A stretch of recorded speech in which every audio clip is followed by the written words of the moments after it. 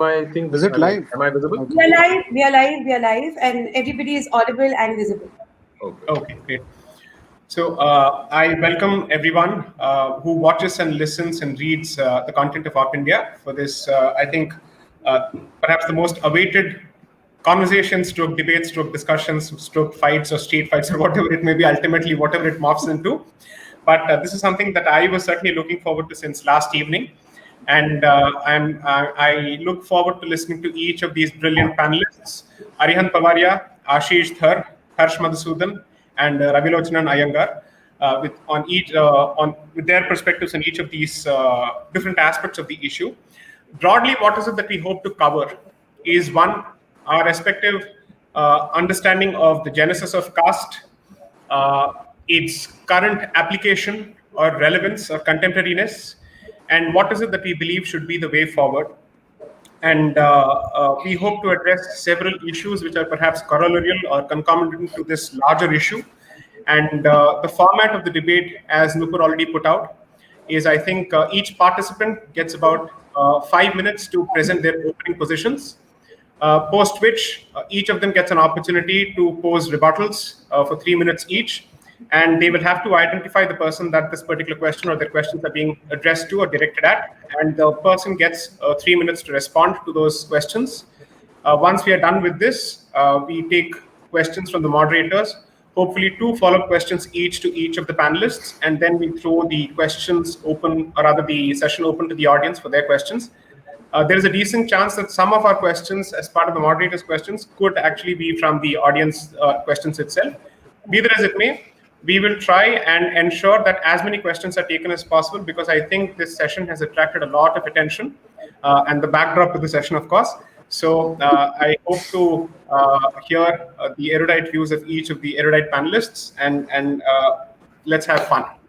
So let's start. One second, I'd like to say something. Thank you, all of you, for agreeing to do this. I know that there has been a lot of background talk to why we are all here. Let's try and ensure that everybody sticks to their designated time slot so that everybody gets a chance to talk. Let's keep it civil, which I'm sure all of you will. And may the gods be with us tonight as we go into this debate. So we are going to start alphabetically as far as opening remarks are concerned. So, Arihan, mics, right? Yes, the rest of us can mute our mics when the opening remarks are on. Sure. Yeah. Okay. Thank you, Nupur. Thank you, Sai.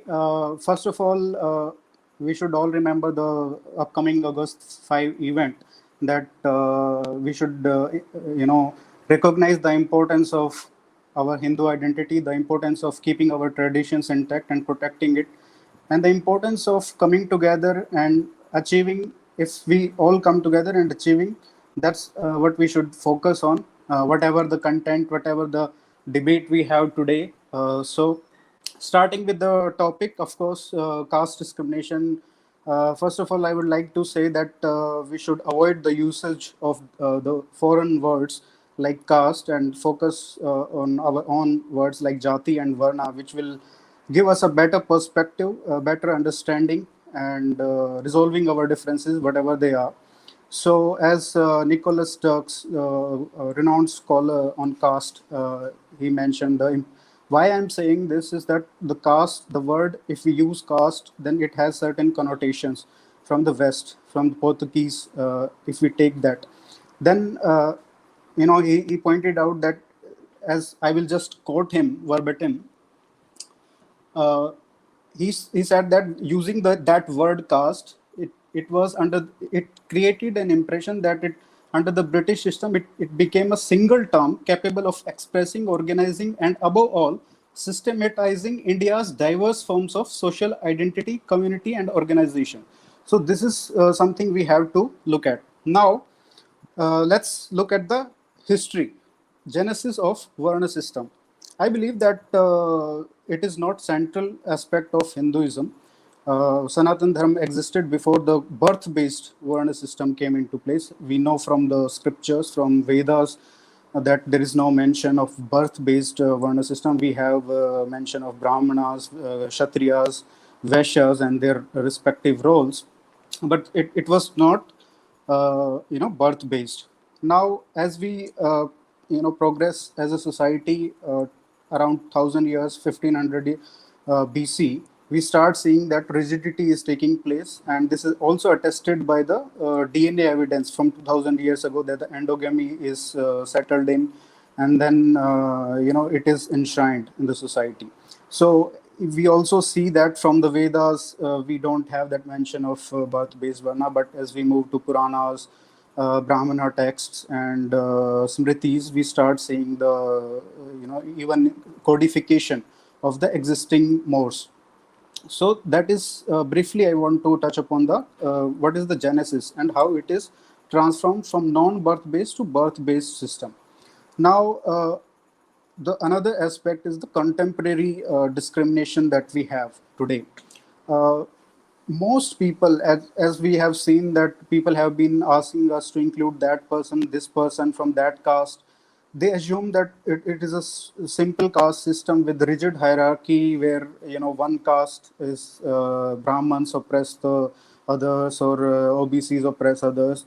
So I would just like to highlight the complexity of the system, caste system, is that even though Brahmins are demonized for persisting with the caste system for the last 70 years, we don't have a Brahmanized system or state-sponsored casteism in favor of the upper caste. So even then, we have not been able to abolish the system, and the most of the atrocities that are committed today, if we take the case studies, if we take the data, if we go by that, then we will find that most of the atrocities on lower castes are committed by OBCs and other castes taught by the Brahmins. Another thing is that I want to highlight is that it's not so simple. We have witnessed that the so-called lower castes, where they are in majority, are found in some instances committing atrocities on the so-called upper caste. These may We have 1 minute these may be left. exceptions. Arihan, Yeah. What? I said you have 30 seconds left Okay. for your 5 minutes. So this is just I want to highlight the complexity of the system that is practiced as today. Now the way forward, as I said, we have personally I feel that the caste system that we have today is dehumanizing to most of the people, and it should be abolished. And for me, I think the Hindu identity takes precedence over caste system. But we have to understand that we cannot abolish the caste. We must try to abolish the caste-based discrimination. Abolishing caste or annihilation of caste is a fool's errand, that I personally believe. So going forward, our focus should be on productive areas like ending the discrimination in birth-based caste discrimination or Arihan, superiority. Thank you. okay. Thank you, Arihan. Next, we have Ashish. Could you please take the floor and give us some remarks? Yeah. Yeah, you're Yeah. audible. Am I audible? Right. So first of all, many thanks to Op India and Nupur and all the co-panelists for joining this discussion. As this has been triggered by my tweets from a few days ago, it is incumbent upon me to clarify and clearly lay out the intent and objective of sticking my neck out on this controversial topic. So let me articulate my position on the matter as clearly as I can. Right? Number one, in my opinion, it is extremely critical for Hindus to have a crystal clear view of the Varna Vyavastha as it was practiced in pre-colonial times, primarily for two reasons. A, caste is the stick that is used to beat us in academia, in the media, in popular culture. And unless we have a reasonably clear view of what jatis essentially are, we will continue to be shamed into submission. So for me, decolonization calls for an honest encounter with the realities of pre-colonial India, and uh, and that without feeling obligated to spit on the faces of our glorious ancestors. B, India's contemporary political discourse is deeply casteist, and yet, despite being independent for more than 7 decades now, uh, caste-based problems don't seem to be going away. In fact, they are only increasing by the day, getting more horrid. This despite reservations, this despite legislations like the SC/ST Atrocities Act, antiques like burning of Manusmriti, and all these dramas. Point number two, based on my reading on the subject and interaction with various scholars, I understand that the problems of caste have their genesis in the colonial times.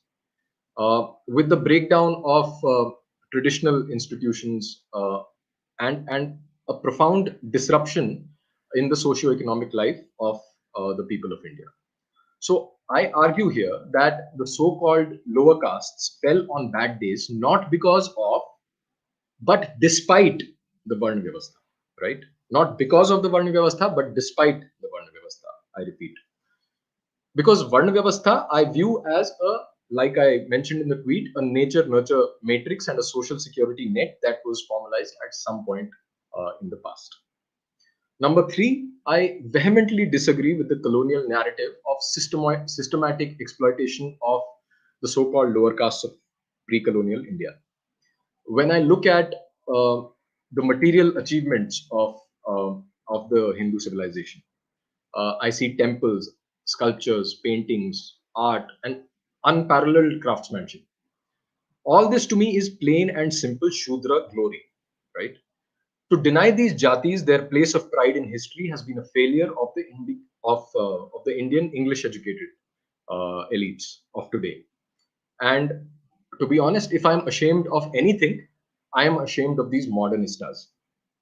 Number four, in this context, it is important to understand the role of the Dharmashastras in pre-modern Hindu society.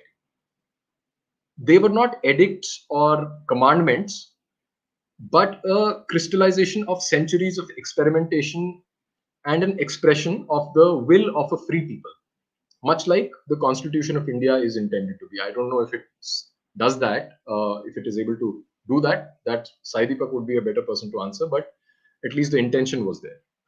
Number five, instead of obsessing over what Manusmriti says, what the Upanishads say, without even doing a cursory reading of the texts, the point of our collective interest should be the link between colonialism, global capitalism, ecological crisis, technological revolution, and land reforms in free independent India, and the current status of the so-called lower caste jatis, because these are all interlinked issues according to me. In other words, the problem of casteism has economic as opposed to religious roots. And I'm keen to hear what the economists on the panel have to say about these things. Number six, there is You have 30 seconds. Yeah. Number six, there has been much tom-tomming of Hindu political unity recently, and I believe that the Hindu ideal is harmony between jatis and sampradayas, and not the idea of a monocultural unity popularized by some famous Twitter handles. Their attacks on Puranas, on tantric practices, Murti Puja, and anything that they don't basically understand are attacks on Sanatan Dharma. And their their project of destruction of jatis is nothing less than the end of our civilization. And just my last thing before going, I just want to say that I come to the discussion with an exploratory mindset. And I believe that anyone who makes a claim that or who holds a firm, non-negotiable position on the complex realities of caste is either an ignoramus or has malicious intent. Reducing caste to a colonial trope is simply not acceptable. Thank you. All right. Thank you, Ashish. Next, we have Harsh. Harsh, please. Thank you, Nupur. First of all, I think it shows the beauty of Dharma that all of us, despite various... Can you hear me, Arihant? Okay, okay. So, despite all the... Okay, sorry, he was just making a symbol. Yeah, for some so reason, despite he's all not the audible heated to discussions me, that we are but getting it's okay. together... Carry on. Okay, I'll continue then. So for, that we are able to disagree quite heatedly and still get together to discuss that, I think that's the beauty of Dharma. That kind of takfiri attitude of excommunication has not reached us yet, maybe despite some efforts. So I'll come straight to the point. We had this heated discussion because I called Ashish. By the way, I regularly delete my tweets. People who follow me, they know that. I did not delete any tweets before I got I deleted them before I got the invitation for this debate. But the thing that kind of led to the controversy was I called Ashish Dhar a rank casteist. And having listened to him for the last 5 minutes, I'm still not sure whether I should take it back or not. Let me explain why. So Ashish, and I don't think it's an ad hominem attack. I think it's a descriptive term, and I just want to go through it very rigorously. So, Ashish said that the link between Jati and Varna to birth is undeniable. Please don't distort the Shastras. I agree with him. If there is a Shastric interpretation which says that it is birth-based and your occupation is linked to it, which he said may or may not be his view, but he said that was the reality, then I totally reject that scriptural inscription.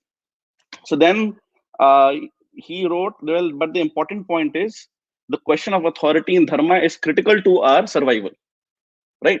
This is exactly what he mentioned. The question of authority in dharma is critical to our survival.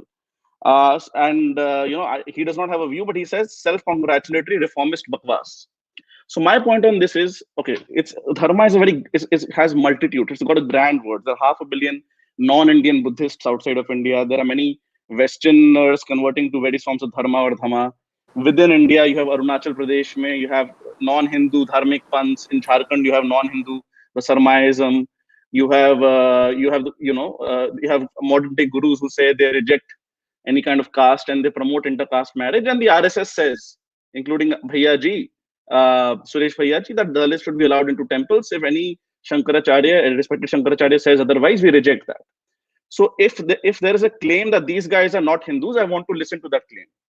So I believe that dharma is the grand rubric on the top, where I believe the only common denominator is there is reciprocity in spirituality, unlike the Abrahamic proselytizing monotheist mindset.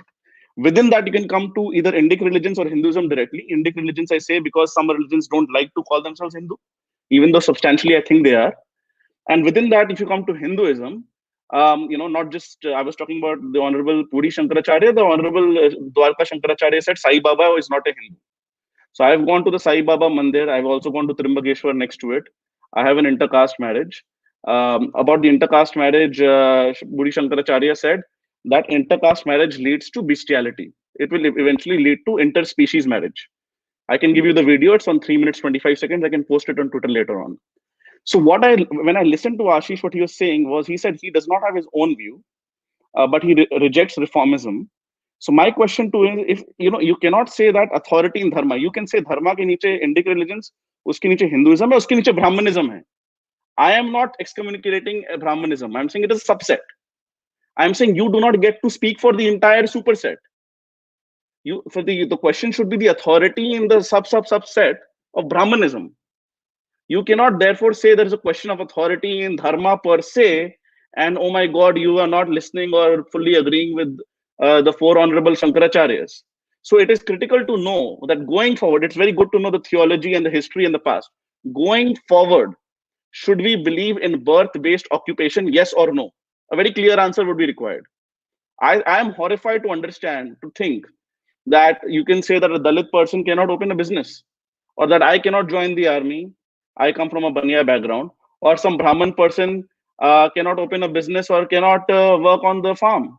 I think it should be all allowed to be mixed. I think a large part of keeping this system was rural violence, was a feudal society, and was endemic threats. And above all, it was about women not having their own agency, having their education, or being financially independent. Because women were not financially independent, they could not actually go out and do intercaste marriages, which according to some honorable people leads to bestiality. Again, I can put that link on there. So the question is, if there are a lot of people who are clearly Hindus who do not agree with this mindset, then we have to think of authority in a much smaller subset of Brahmanism, not Hinduism or dharma per se. I'll just end up making a point about theodicy. Theodicy is the problem of evil in religion. So, the claim of this is, because you did good karma in your last births, you ended up being born a Brahmin, for example. You did bad karma, you ended up being born a Dalit, for example, whatever in the middle. And they say, well, theodicy is a problem. Hinduism is one of the pure religions that solves it. And I think that's a beautiful point. But it is important to understand that theodicy need not lead to caste-based birth. For example, if I have an accident in going outside of this podcast and I die, I can think that because I did something wrong in my previous lives, this is the karma accumulated, which I am paying for. But it need not apply to birth-based jati and varna at a limited point, even if you go with accumulated karma. So I'll stop there, and I just want to say one small thing. I would like to take back what I have said, but I would like to first hear, whenever we go through it in a formalized, structured manner, that whether there should be birth-based occupation going forward, yes or no. Thank you. We'll come to questions and counter questions in the next segment. So, in fact, we can introduce a 5-minute section where Harsh and Ashish can just hash it out, or a 10-minute segment where Harsh and Ashish can hash it out, and we can grab our popcorn. But in the meantime, Ravi ji, please, your opening remarks. Okay. See, I hope I'm audible to everyone. Yeah, take it. Yeah, you are. Please carry on. So the primary thing is about genesis of caste. I would use the term jati. I am someone who doesn't prescribe to the view that caste as it exists now, or the caste problem came up only because of European interference into India. I mean, jati was not because of Europeans entering into India. Let me not worry about caste now. Because I agree to an extent with what Arihant stated. But at the same time, the other view that, there was Varna Vyavastha that degenerated into Jati Vyavastha, or that initially Varna was open to everyone. It's as though every kid was, given an aptitude test, and then it was decided that X kid will be Brahman, Y kid will be Kshatriya or whatever. So this is some view which is there. Maybe as an answer to the claim that the early Vedic religion was casteist or whatever. I don't agree with that view either. What I say is that you have to first understand history, you have to be factual, you have to look without any bias at the old texts, at the practices, and whatever scientific literature is available with us. So the first thing, where did the jati come from? Jatis were actually endogamous tribes. So I'm quoting a research paper written by Arun Kumar and others in 2012, published in PLOS. So what it says, it is specifically about Tamil Nadu tribes, actually. So the so-called Brahmins' entrance into Tamil Nadu was never before 1000 BCE. That is the accepted statement by, be it Westerners or anyone else for that matter. You don't see any Brahminical culture in the Tamil lands before 1000 BC, or at max perhaps 1200 BC. There is nothing on archaeology, which is a fact. So this paper states that though the Brahmins must have entered Tamil Nadu only 3000 years ago, 6000 years ago, jatis were already in existence. These tribes, like various tribal communities who are forming various jatis in Tamil Nadu now, each of them were endogamous, and to use the specific paraphrasing, they found strong evidence for genetic structure associated primarily with the mode of subsistence. In other words, fathers passed down their occupation and the way of life to their sons.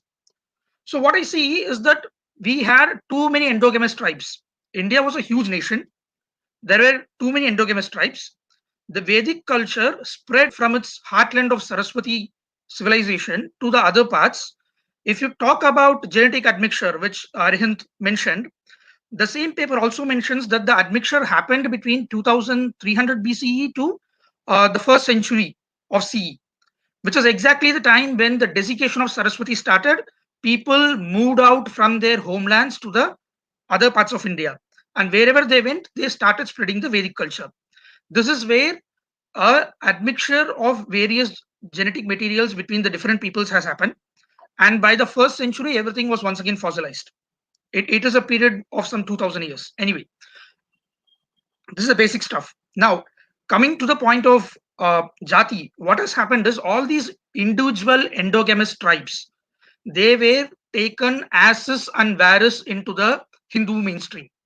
We accepted their deities as Kuladevatas, we accepted their rituals, we accepted their practices. They were given a space within the Hindu altar, and they were given a way to follow their occupation, which was already in existence. There was a stratified society. Dharma did not try to destroy anything. We don't have a practice of going and bulldozing things and putting something new over there. We accepted whatever was there. We just added a superstructure over it. That's it. We brought them under a single. You have about 1 minute, Ravi. Minutes. So 1 minute. coming to the medieval era, the belief is that casteism apparently created trouble for everyone. You have to keep something in mind. There were no jati-based revolts in India, large-scale revolts, unlike serf revolts in Europe. There's a reason for it. Though there were some restrictions on certain jatis which followed some professions, they were compensated in a different manner.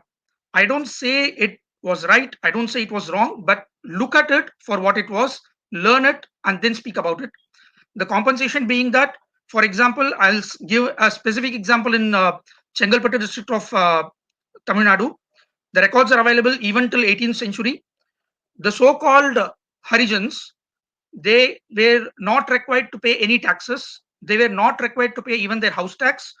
The backyard of their house was much, much bigger than others, where they could cultivate vegetables and stuff for themselves, not pay any tax. And finally, they were actually paid maniums, which were not subsidies, but actually right. They had a right over the village produce for the services. Wrap it up, please. Yeah, thank you. Please. Okay, if you want to finish making your point in 5 seconds, you can. I don't want to cut you short. No, Okay. See, my thing is that very simple. Jativada, as it is seen now, as either it was a great evil or there was nothing which existed as Jativada. Neither of the versions right.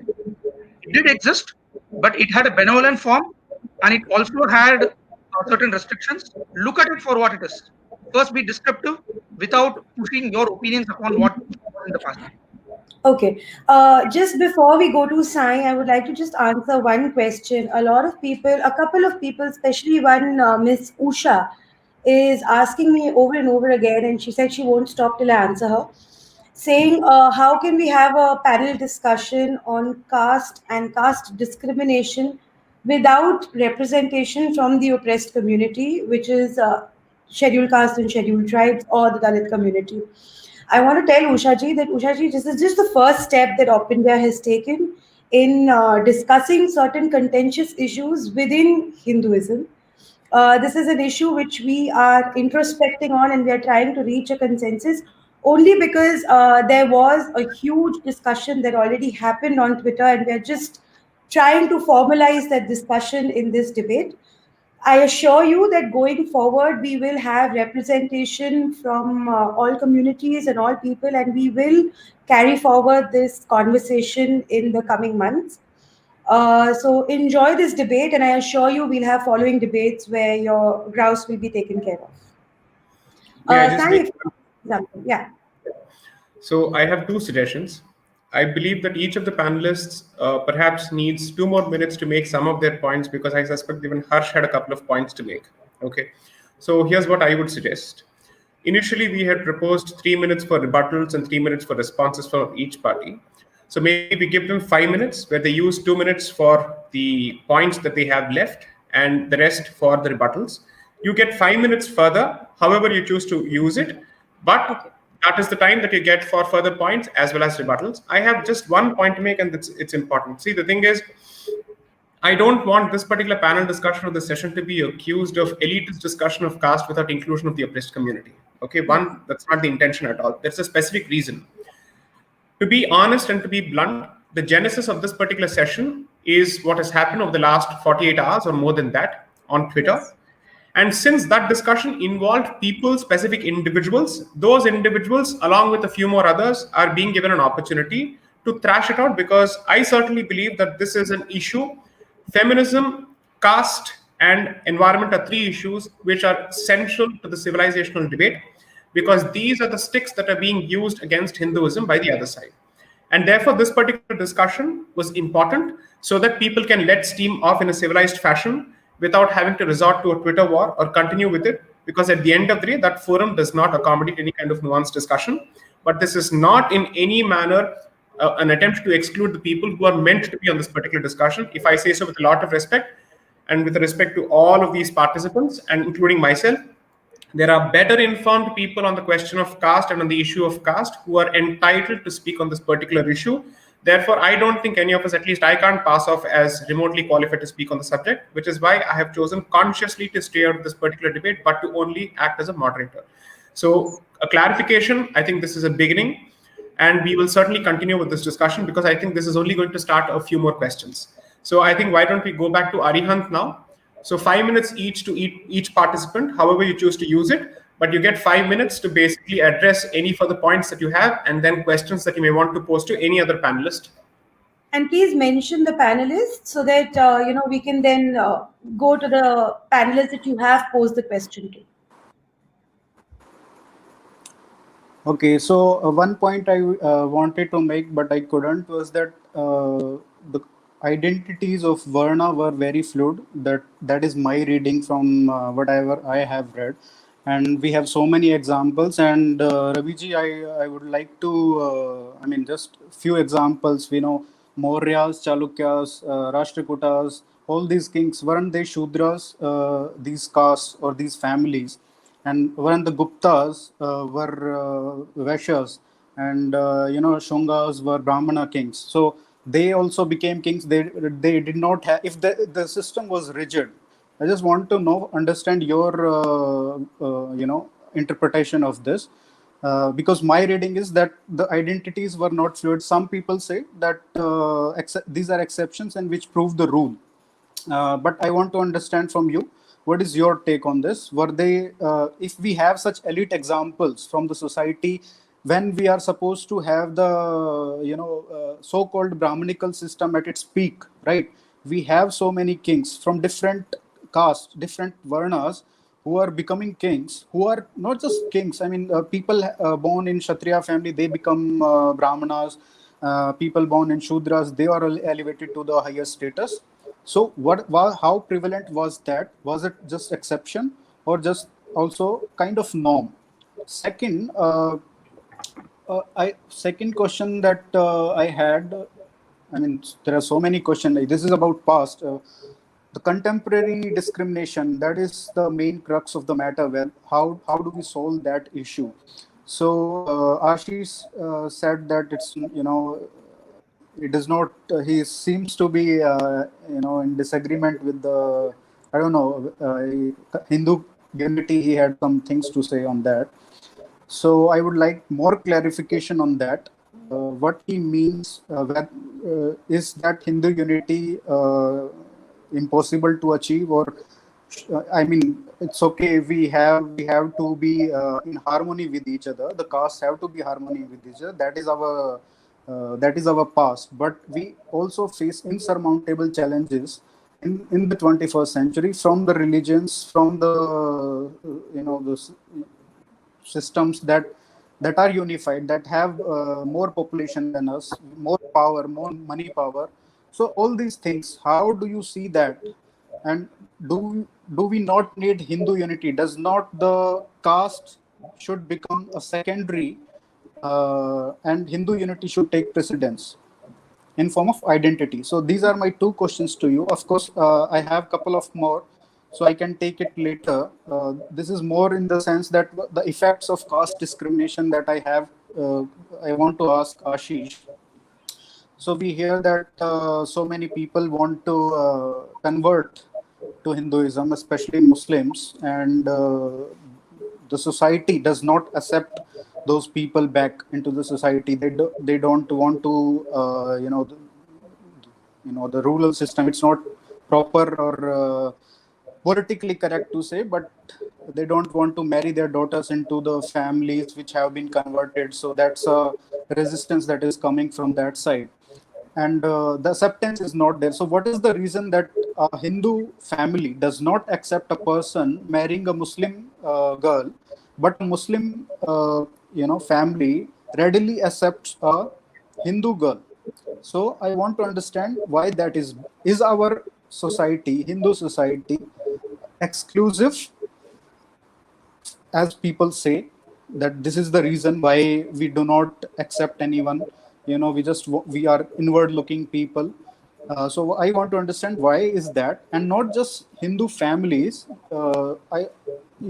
We have seen examples of villages or panchayats, excommunicating people who marry a Muslim girl, the Hindu boys.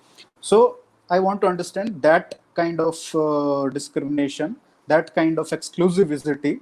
What is the reason for that, and the challenges it pose to the, we want more people, as the Hindutvawadis would say, we want more and more people to convert back, to spread, become dharmics. So isn't that a big challenge? Whatever the reason for not accepting a Muslim bride isn't that a big challenge to, increasing our, Hindu followers? So these are my three questions to both of you. Ashish, would you like to take the questions first, and then we can move ahead? Yeah, sure, sure. So before I get to the questions, I would like to, make a comment that Harsh reached out and said, I mean, he said that, there were hard feelings on Twitter and all. And I think that we should put it behind us. It happens sometimes in the heat of the argument. So I think we should all move on and not uh, worry about Ashish, that too you'll have much. to be a bit louder. I think you're Now, not as coming. loud as you can be. Okay, okay. Is this better now? Okay. So the first comment that I noted that Harsh made was about the agency of women and women not being independent. This is completely, absolutely contrary to all evidence that I have encountered in my reading of pre-colonial Indian society. Uh, and that is why I make the case again and again that people, when they comment on the realities of Jati and Varna, it is important that they first get a clear, reasonable view of what society was like, right? And then, things start falling into place. All of us have been, in some sense, indoctrinated by our education. I don't think anyone on the panel would disagree with that. And therefore, I always, suggest that it should be a thorough reading, or maybe a conversation with a scholar or someone who's done a deep study of Indian society, or pre-colonial Indian society. And then we should form our opinions on this. So women not being independent is completely, absolutely off the charts. I don't think that is the case at all. Secondly, the question that I was asked on Twitter, and again Harsh repeated here, about should there be birth-based occupation. And the point that I have been making again and again is that it is not a moral question at all. This is how a society evolves. There are periods when there is endogamy, there are periods when there is intercaste marriages, there are periods when you have family linked occupation, there are periods like the Industrial Revolution came. There was a period where, suddenly you had a huge demand from factories and industries, and then the whole nature of society changed. So who am I, or who is Harsh, to make that statement whether it should be there or not? Of course, these things are not imposed. If there is a view that birth-based occupation was imposed on Indian society, that is a false view, and I'll tell you why. One, uh, Raviji made the point about endogamy, and from my reading, like scholars like Dr. David Reich, he's one of the most authoritative sources of genetic studies in the world. And he says that Indian society has been largely endogamous. It consists of small groups of endogamous communities. And this has been so for the last 2000 to 3000 years, right? Now, if you go to the Dharma Shastras, right? So Dharma Shastras acknowledge the existence of different types of marriages, 9 different types of marriages. Of course, there are restrictions and there are allowances, but intercaste marriage is not restricted, right? It is not a no. And Dharma Shastras give you ways to handle these situations, right? So obviously, one, it was happening, for which there were rules and regulations how it had to be done. And secondly, despite the sanction of the tradition, the Dharma Shastras. Ashish, you'll have to wrap it up in a minute Okay. or so, because we can always Okay, come so back I'll when answer as many we points as are I can. having a free-flowing Yeah, discussion. We yeah. can say more. So as far as in spite of the Dharma Shastras allowing intercaste marriages, uh, the fact that Indian society chose to be endogamous, largely endogamous, what does that tell you? It is not a Brahminical instruction that they were following. It just happened to evolve like that. These are organic choices that people make. So therefore, the question of whether there should be birth-based occupation or not is not even a question for me. It is not there right now, and I acknowledge that it is not there. If society changes, and again, in the post-industrial world, if you don't have jobs, and then again your occupation gets linked with who you are, which family you come from, and your skills get transferred from father to son, then who am I to say that it should not be there? So I refuse to pass a moral judgment on that. That is my position. Hope that makes it clear. Do I have time, or should I answer the other question, Arihan's question later? I think we can take it up a little later, because I want everybody to ensure that they get their time in there. So I think we can move on to Harsh. Harsh, in case you want to make further comments or ask questions, please do. Thank you so much, Nupur, once again. Thank you, Arihant. I've learned a lot from Raviji's comments as well. Very interesting. I actually read that study that the caste actually went from south to north. That's very few people actually know that.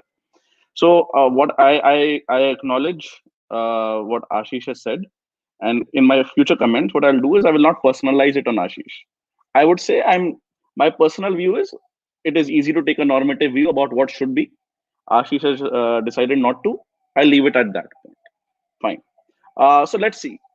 The idea that women have had agency in the past, I think it's laughable. I think Ashish himself would agree that he has made a assertion in his 5 minutes. Admittedly, he did not have much time. He did not give any reference or link. I've also read about the medieval times, and there were all kind of restrictions on widow remarriage and so on and so forth. I don't think that it would be fair to say that women actually had any kind of agency compared to modern times in earlier times. But once again, I'm also open-minded. I could be wrong. See, the larger issue in this case is very simple. I'm not saying this. It's that what we are defining as, see, that the word Hindu is not there in any of our shastras. In any of our earlier shastras, the word Hindu is not there. The word Hindu obviously was a geographical identity. It came from the word Sindhu, and the Persians could not pronounce so and all that, and it became Hindu, right? And therefore, and later on, then what happened was, as the number of converts, Islamic converts, increased in India, it became all Indians minus the Abrahamic religions, because then Christians also started increasing in numbers. So since the word Hindu is not there, and it's kind of a negative identity in terms of count, even in our census, till very recently, when we did not have an option for other or atheist or so on and so forth, non-believer, it was Hindu was the negative bucket in which everybody was put. So my point is, if people want to say there is a certain adhikara, that there is a certain belief system, even if it is not enforced, I am interested in saying what is the morality of this going forward. I think history and theology is very interesting. But going forward, if people want to say that there is a question of authority for this system, then they should say it's a question of authority for the subset of the jati, people who believe in birth-based jatis, who I do not, in my worldview, for whatever that matters, it may not matter at all in larger scheme of things, I am not excommunicating at all. However, if you go by certain comments, I'm not attributing it to Ashish. If you go by certain comments, it seems to say that if you do not believe in this, you are not a Hindu. If you do not believe in this, aapka bahishkar ho raha hai, you are being excommunicated. It is true that there were pratiloma marriages and all that, intercaste marriages. The Dharma Shastras had 9 or so kind of marriages. But the problem was, if you were marrying across caste, there's a clear hierarchy there.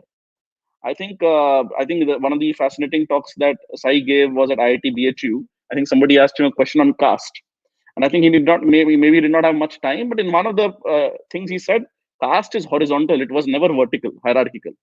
And it might be true for the middle castes. It might be true in terms of cultural diversity, but at the very top and the very bottom, I'm sure it looked very different, especially at the very bottom.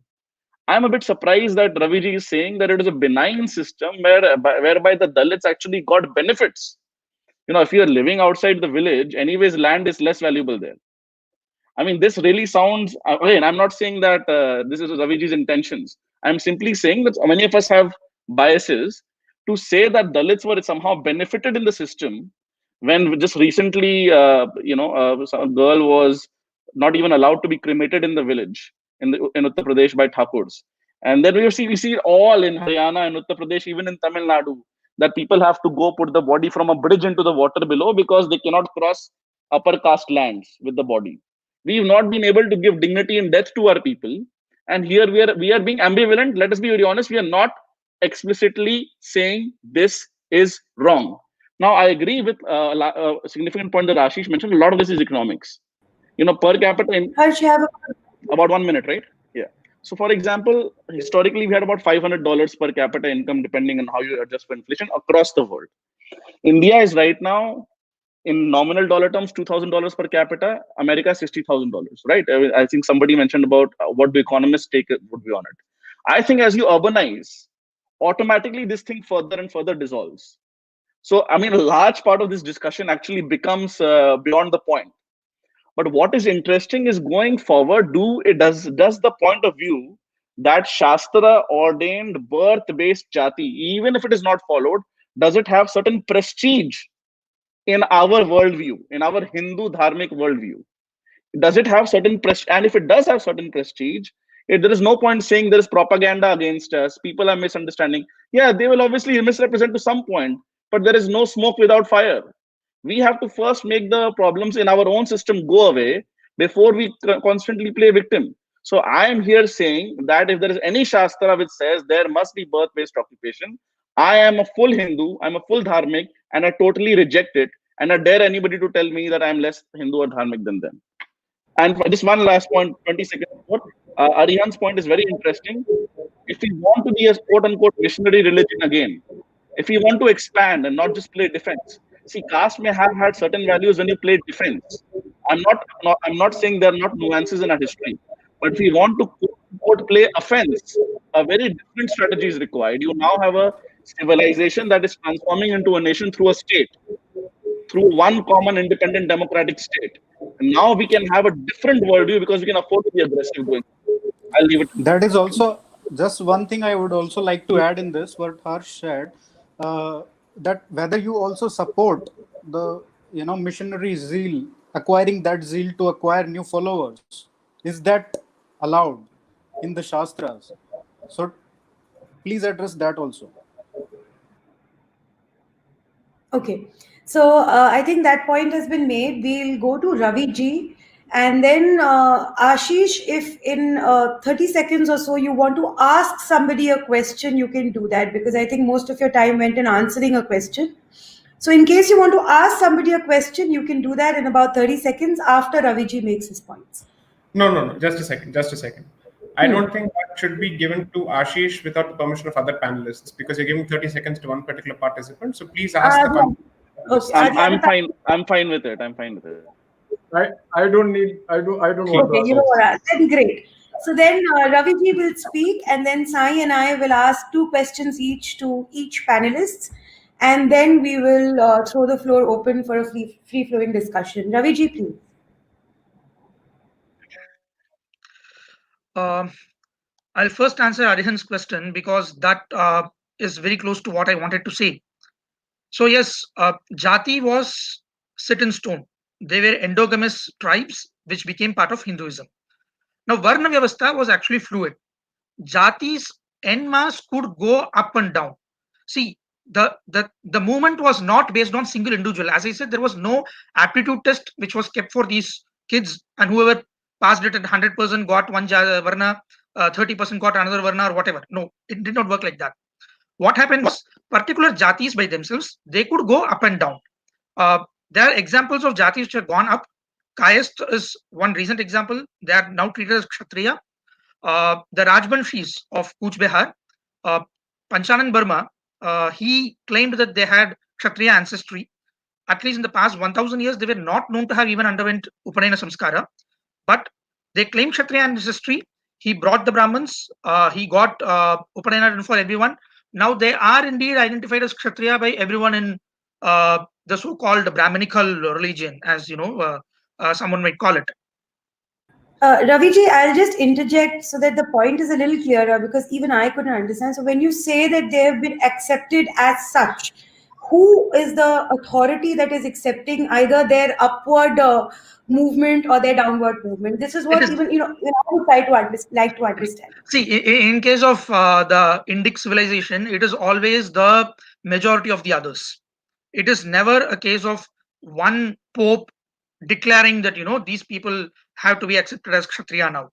The point is, if you say the majority of the people around are okay to accept them as Kshatriya, fair enough, and that has happened throughout the history. There are examples where people have come down the Jati scale, or Varna scale rather, entire sets of people. For example, the Gonds, they were most probably treated as Kshatriya. In fact, the way we see in their inscriptions from the early medieval era, they were definitely Kshatriyas. But unfortunately, post their defeat by the Muslims, they were forced into forest. They became proper forest dwellers. They could not do what their ancestors did for occupation, and they came down the ladder. Same with the Mewadi Rajputs who left on caravans because Mewar became a part of the Mughal Empire to a slight extent. So they also lost their Kshatriya or the Rajput status.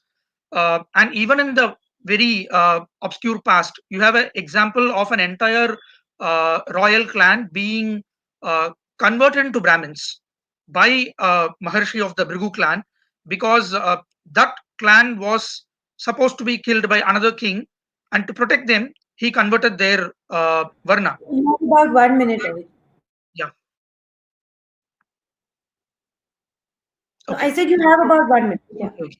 So this movement is something which has always happened. Now when you talk about killing Jati, see, there are two different aspects here. One is about occupation and Jati. It doesn't exist now. It is not going to exist in near future, as I see it. Perhaps in a post-industrial world, it may come back. I don't know. And no one is going to impose it on the society. But Jatis per se, whether they can be destroyed, there is a question. And I feel it is tough to destroy Jati completely, because most of the Hindu rituals, they are Jati based. Every Jati has its own specific rituals. When you marry into a particular family, you also marry into their rituals, their traditions, and their customs. You cannot deny that. So if you're going to destroy everything, what are you going to replace it with? I don't know. So I don't really see a way by which Jati can be destroyed. Finally, I think it was Harsh who asked me some question. Harsh, can you please repeat it? No, I did not ask a question. I made a comment, Raviji. I said that I am a bit taken aback by the insinuation, if not explicitly mentioned, that Dalits were somehow better off in this system of Jati Varna because they got some more land outside of the villages, Fair enough.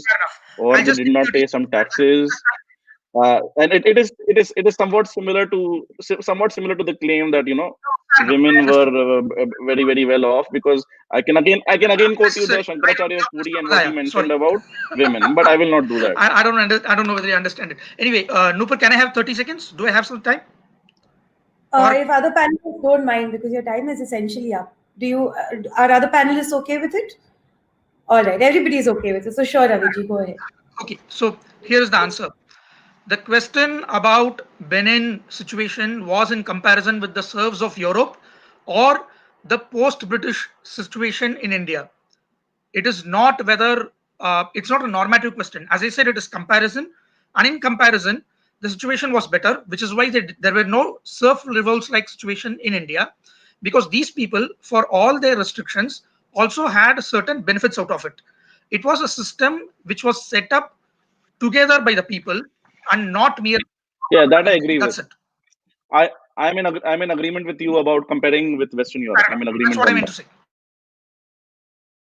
All right. So I think we've all made all the panelists have made their initial remarks and asked each other questions within the 5 minutes allotted. Sai, I think now we can move to asking moderator questions to the Ashish is yet to answer my two questions. So I Ashish think is yet one was asked by Harsh also, so I that is think, also remaining, right? okay. I think are all panelists okay with Ashish getting 2-3 minutes Yeah. more? Okay, Ashish, please answer. You're the all questions are. I'm the privileged guy here. Okay, Go so ahead. one, before I go to the other questions, again about women, the status of women in India. We have so many names that we can rattle Ashish, off. I will suggest that we leave it for my questions because I think you should focus on Aryan's questions. Otherwise, you'll get more time to do all Okay, of them. right. So Focus on Aryan. I'll just finish this one, because this is important. Whether you have Gargi, whether you have Apala, whether you have the warrior Chitarangada, you have the matrilineal transmission, that is the property rights through women in Kerala. You have Manusmriti, which talks about respect for women, serving pregnant women even before the guests. You have this custom of sharing 1/4 of your property with your unmarried sisters. The brothers are supposed to do that. So this is a custom. Uh, you have the instance of Adi Shankaracharya uh, finally getting defeated in debate by a woman, not some great pandita. So you can easily make an estimate of the kind of learning that that particular woman, an ordinary, and it is particularly important here that she was an ordinary housewife, right? Not some queen. uh, so, and artisan women, they held large tracts of land. So what is the basis of the claim that women did not have? You are, what Harsh is doing is that he is basically applying the lens of presentism on the customs of that age and then making all these claims, while these bare facts are begging to be explained. So he can come back to me with Ashish, his thing. Harsh, once he's done, you respond.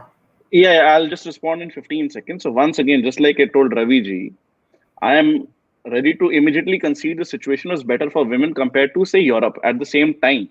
My claim is very different. My claim is women's position then, despite all the glorious exceptions you mentioned, and I totally acknowledge all of them, was not as good as it is now. It may have been further exacerbated in the colonial times. I'm not even ready to concede that.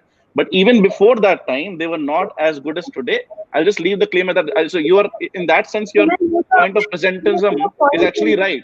Your point of presentism is right. I am comparing it to the present only. I'll leave it there. Can I But make is a that point? fair, Harsh? Both of you Harsh, can answer this question. Are Okay. we Sorry, applying present moral standards to what was a completely yeah, different that's time? what Taleb would no, call no. So I'll retrospective I'll just answer bigotry. because Yeah. Arihanta just also asked me the same thing. Nupur, is it fair? I'm not saying it is about fair or not. I'm saying this system today is better. And by the way, this system today is where we do not follow birth-based occupation. Maybe a coincidence, may not be a coincidence. I'm No, not saying, I'm not no, saying that it is fair to compare or not. I'm simply saying it is better. And by the way, the social realities are moving in another direction. That is all I'll say. No, so I think that's a serious claim, because first you're saying that you are not making a comparison, and then you're passing a value judgment of better. So that is a logical contradiction. No, no, I am Second, comparing to the present. I am comparing to right, the present. right. I'm So not that is the comparing. right. Okay.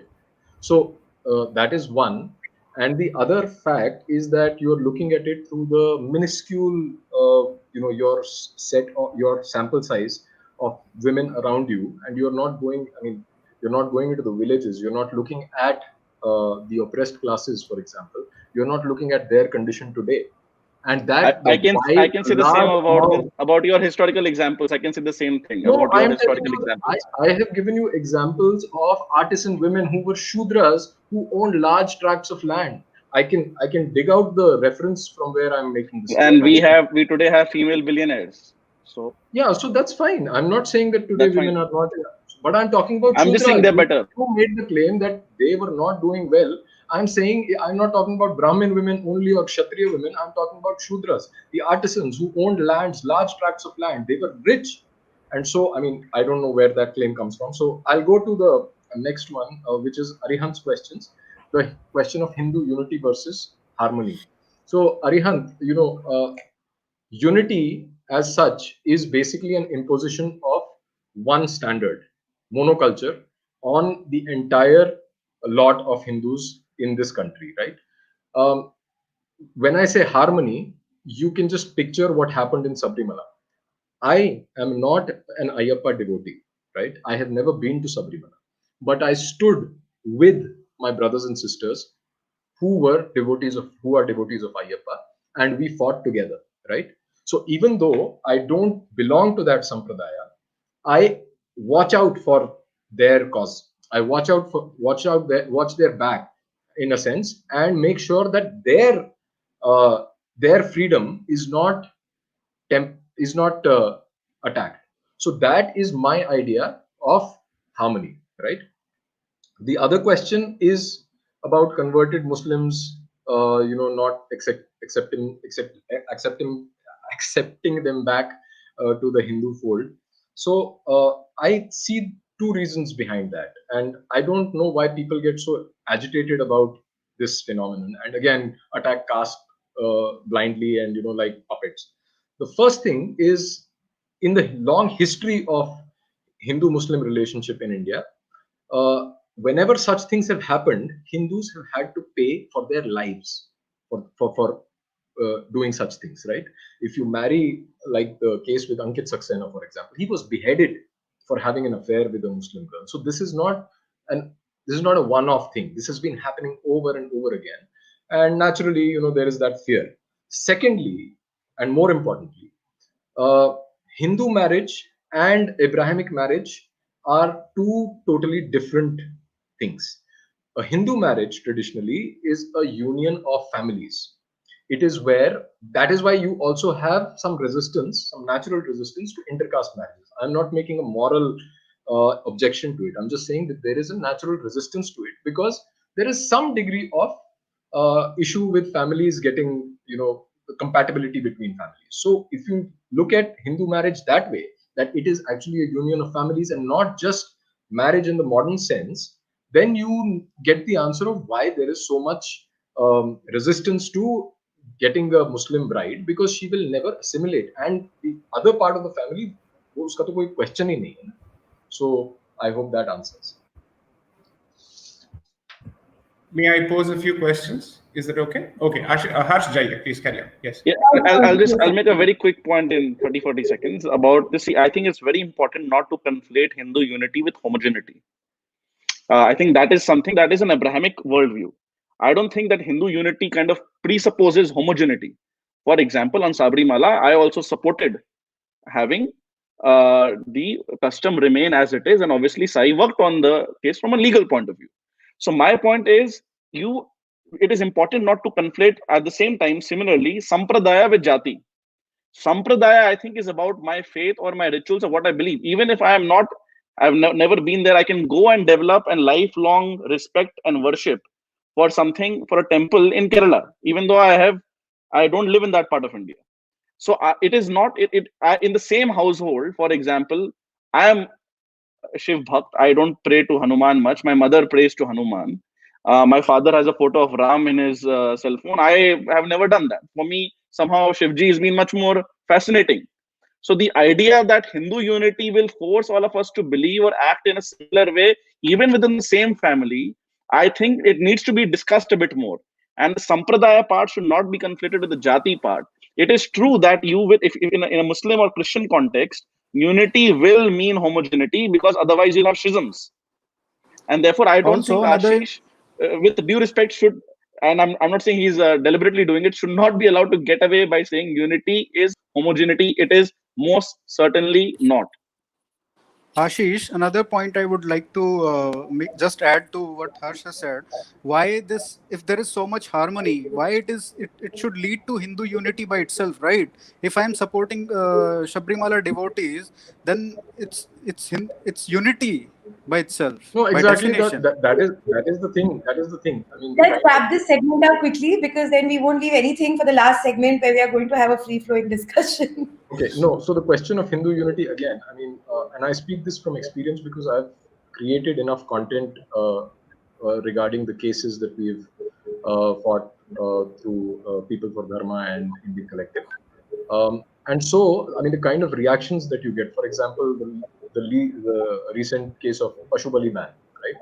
And the kind of reactions that we've got, that this is a primitive practice from Hindus, from Kattar political Hindus. So there is clear evidence that the political Hindu, by and large, does not anymore understand the idea of harmony between sampradayas and harmony between sects. And this is something that needs to be said again and again that we need to bring back that harmony, which will, of course, lead to political unity. But if we I go, support if we Pashu Bali. bulldoze our way, As a political Hindu, I support Pashu Bali. I just want Can I just step into the picture now? I just have just a couple of questions. Yeah. Okay. Yeah, let's ask. Sai asks. Let's ask questions to each panelist. Yeah. One by one. So the first is Arihat. Actually, I will start with Raviji because there is a question that I think Raviji needs to answer, if it's okay. Yeah. Are we going randomly then? All right, then ask Raviji. Yeah. So, Raviji, I think it's important to clarify this particular issue because you seem to make the point that there is some kind of an umbilical cord that connects Jati and Sampradaya. And you've said that if you effectively destroy the identity of Jati, then you translate to eradication or erosion of certain cultures or practices associated with it and ways of life associated with it. Yes. And this Harsh effectively refutes by saying that it's possible for him to be a part of the Hindu identity and move fluidly from one particular sampradaya to another without being excluded. Okay. Now, Harsh, here I have a point and I'll ask my question as well. So I don't want you to think I'm being sly about this. I'm being blunt about this. Okay. As someone who's argued the question of religious denomination before the Supreme Court and tried to introduce the issue of sampradaya, my understanding, which I'm opening it up for any kind of question, is that there are founders of a sampradaya who have a direct nexus to it as a consequence of the history that they have inherited or as a consequence of the lineage that they belong to. Okay. The difference is that these people ultimately become the torchbearers of that particular sampradaya and they keep that particular tradition alive. Whereas people like you and I who don't belong to that particular sampradaya have the freedom of stepping into that sampradaya for the purposes of visiting that particular institution and then getting out of it and then going back to whatever we fundamentally believe in. So, for instance, I happen to be a Tambram of Shaivite denomination, so to speak, but I am entitled to go to Sri Rangam, and when I go there, I practice the rules of that particular temple and I get out of it. And when I get back, I go back into my home sampradaya. However, the ones who run that particular institution are the ones who have traditionally inherited that particular way of life and lineage. Okay. Now, if that be the case, don't you think that somewhere we are conflating our freedom to enter other sampradayas with the basic fact that sampradayas themselves represent certain lineages which have been passed on hereditarily, which is why every sampradayic institution has had the concept of a hereditary trustee, so that there are some people who continue to take on that particular lineage. And here I'll give you one simple example, and I will open it up for both responses and questions from Harsh as well as Ravi. Okay. In Tamil Nadu, the maximum number of idol thefts happen in those institutions where the trustees are not hereditary, because for them the maintenance of that institution has become a transactional experience. Because if you happen to be a hereditary trustee, ये आपके family की विरासत बन जाती है और एक डर पैदा हो जाता है that you have a personal relationship with that particular deity. Okay. And therefore any kind of violation of the covenant with the deity will result in, let's say, visiting of the wrath of the deity is the fear, which is why idol thefts are typically less, statistically speaking, in those institutions. I'm not saying it doesn't happen. I am saying it does happen, but by and large, it's an exception because there's a family connect and there's a traditional connect. Okay. Now, this takes us to Raviji has to factually answer this question. One, really, is there a connection, okay, between Jati and Sampradaya historically? Because you were the one to bring in history into this picture, and then Harsh has a point to make on this particular issue. Let him respond to it.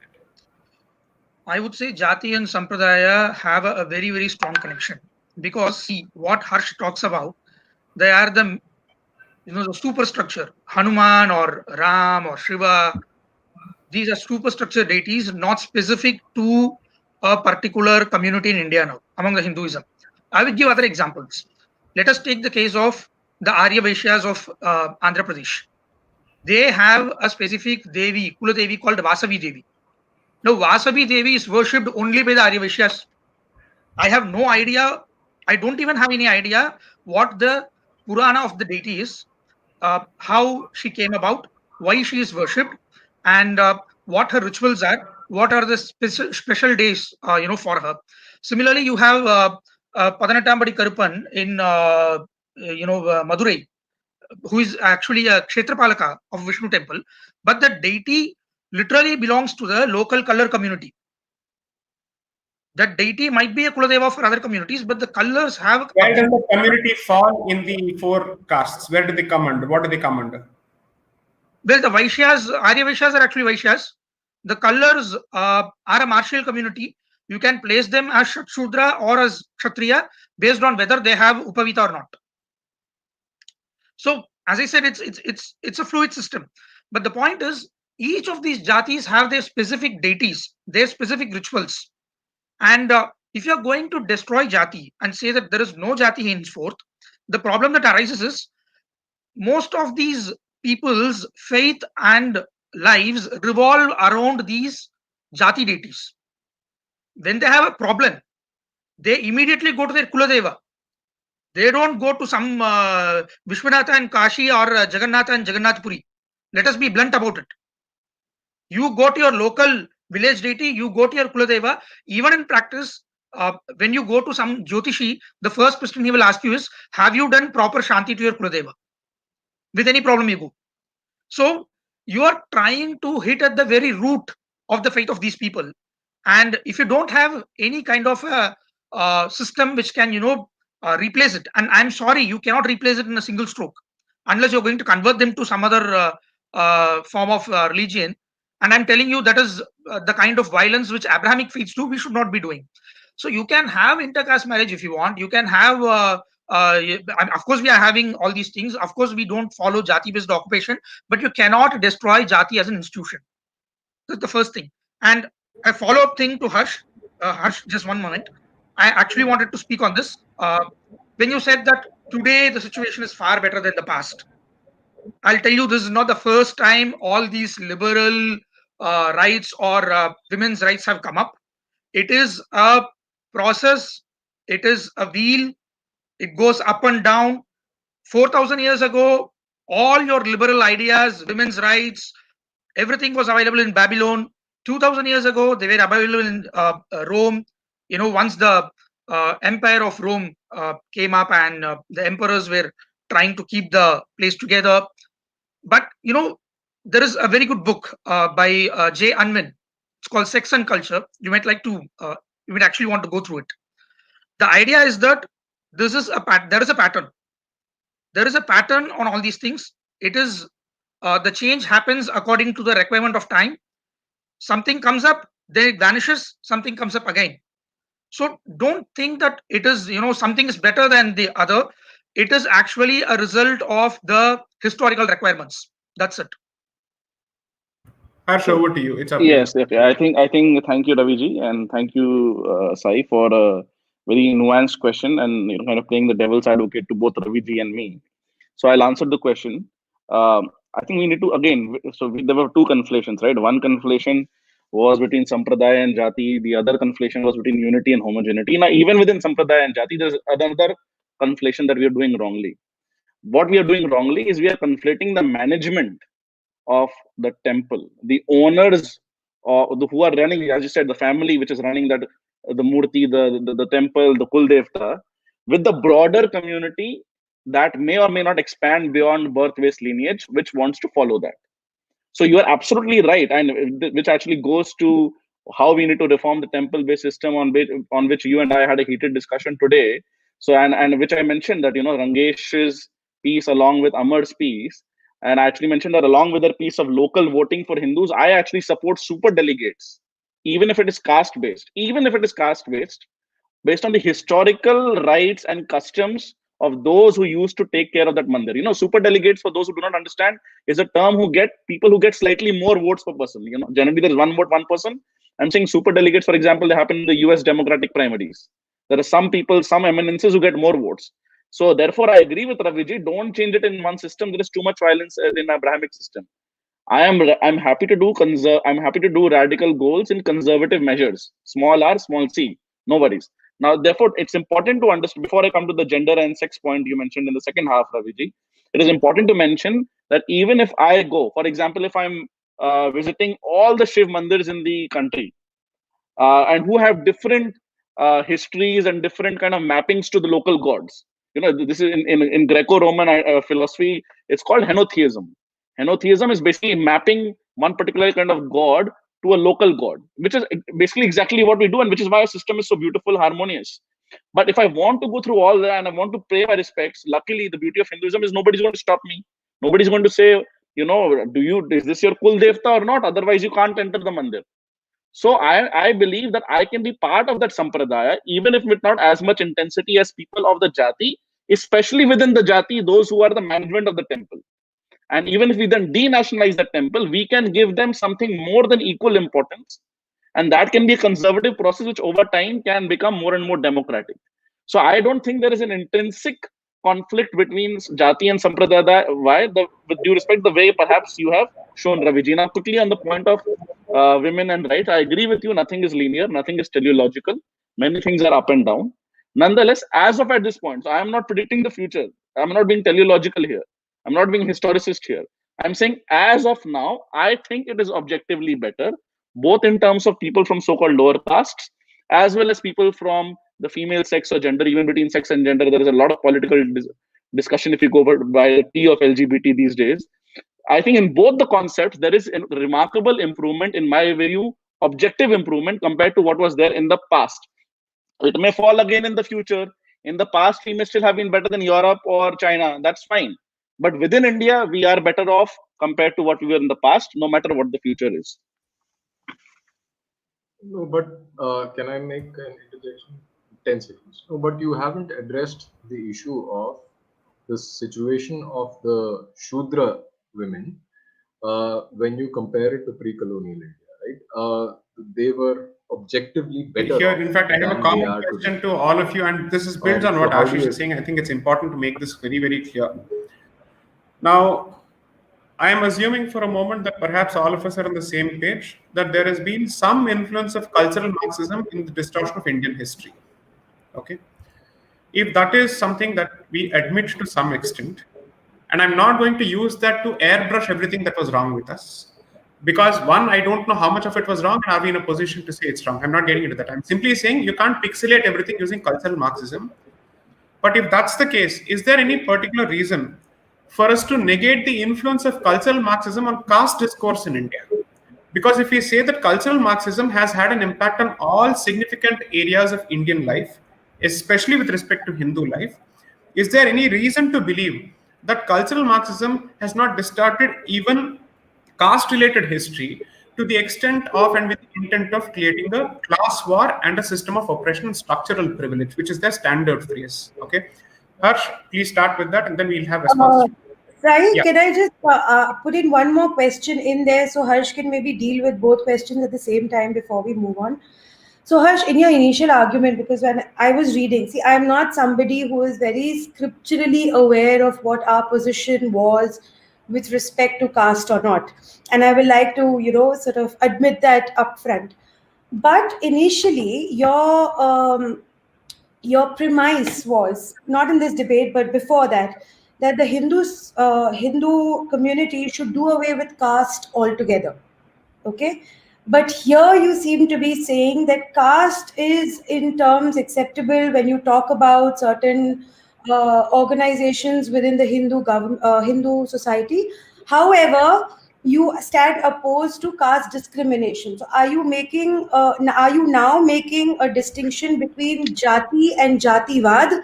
Because earlier you gave us a slightly different impression, as if you would want to do away with caste altogether. I think it's an excellent question. I'll first answer Nupur's question, and then I'll answer Sai's question on cultural Marxism and its impact on historiography of caste. So on Nupur's question first, let me be very clear. I'm not just anti-casteism. I'm anti-caste. I want to see the end of caste. But I'm, despite a lot of anonymous handles thinking otherwise. So any form of caste or birth-based caste? I'm just trying to understand. Birth-based. When I say, sorry. So Arihan's point is well taken, a Portuguese word. Whenever I say caste right now, I mean birth-based. Okay, I'm birth-based only. I want to see the end of birth-based caste, not just casteism or casteist discrimination. I want to see the end of it. Having said that, I'm not sure how much state power I want to use in favor of that. That's a separate question.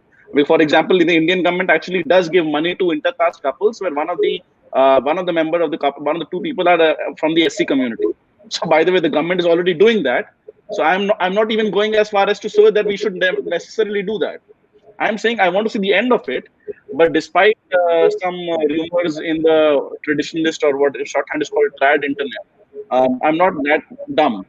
I don't want to do it tomorrow. As Raviji rightly mentioned, this cannot be done overnight.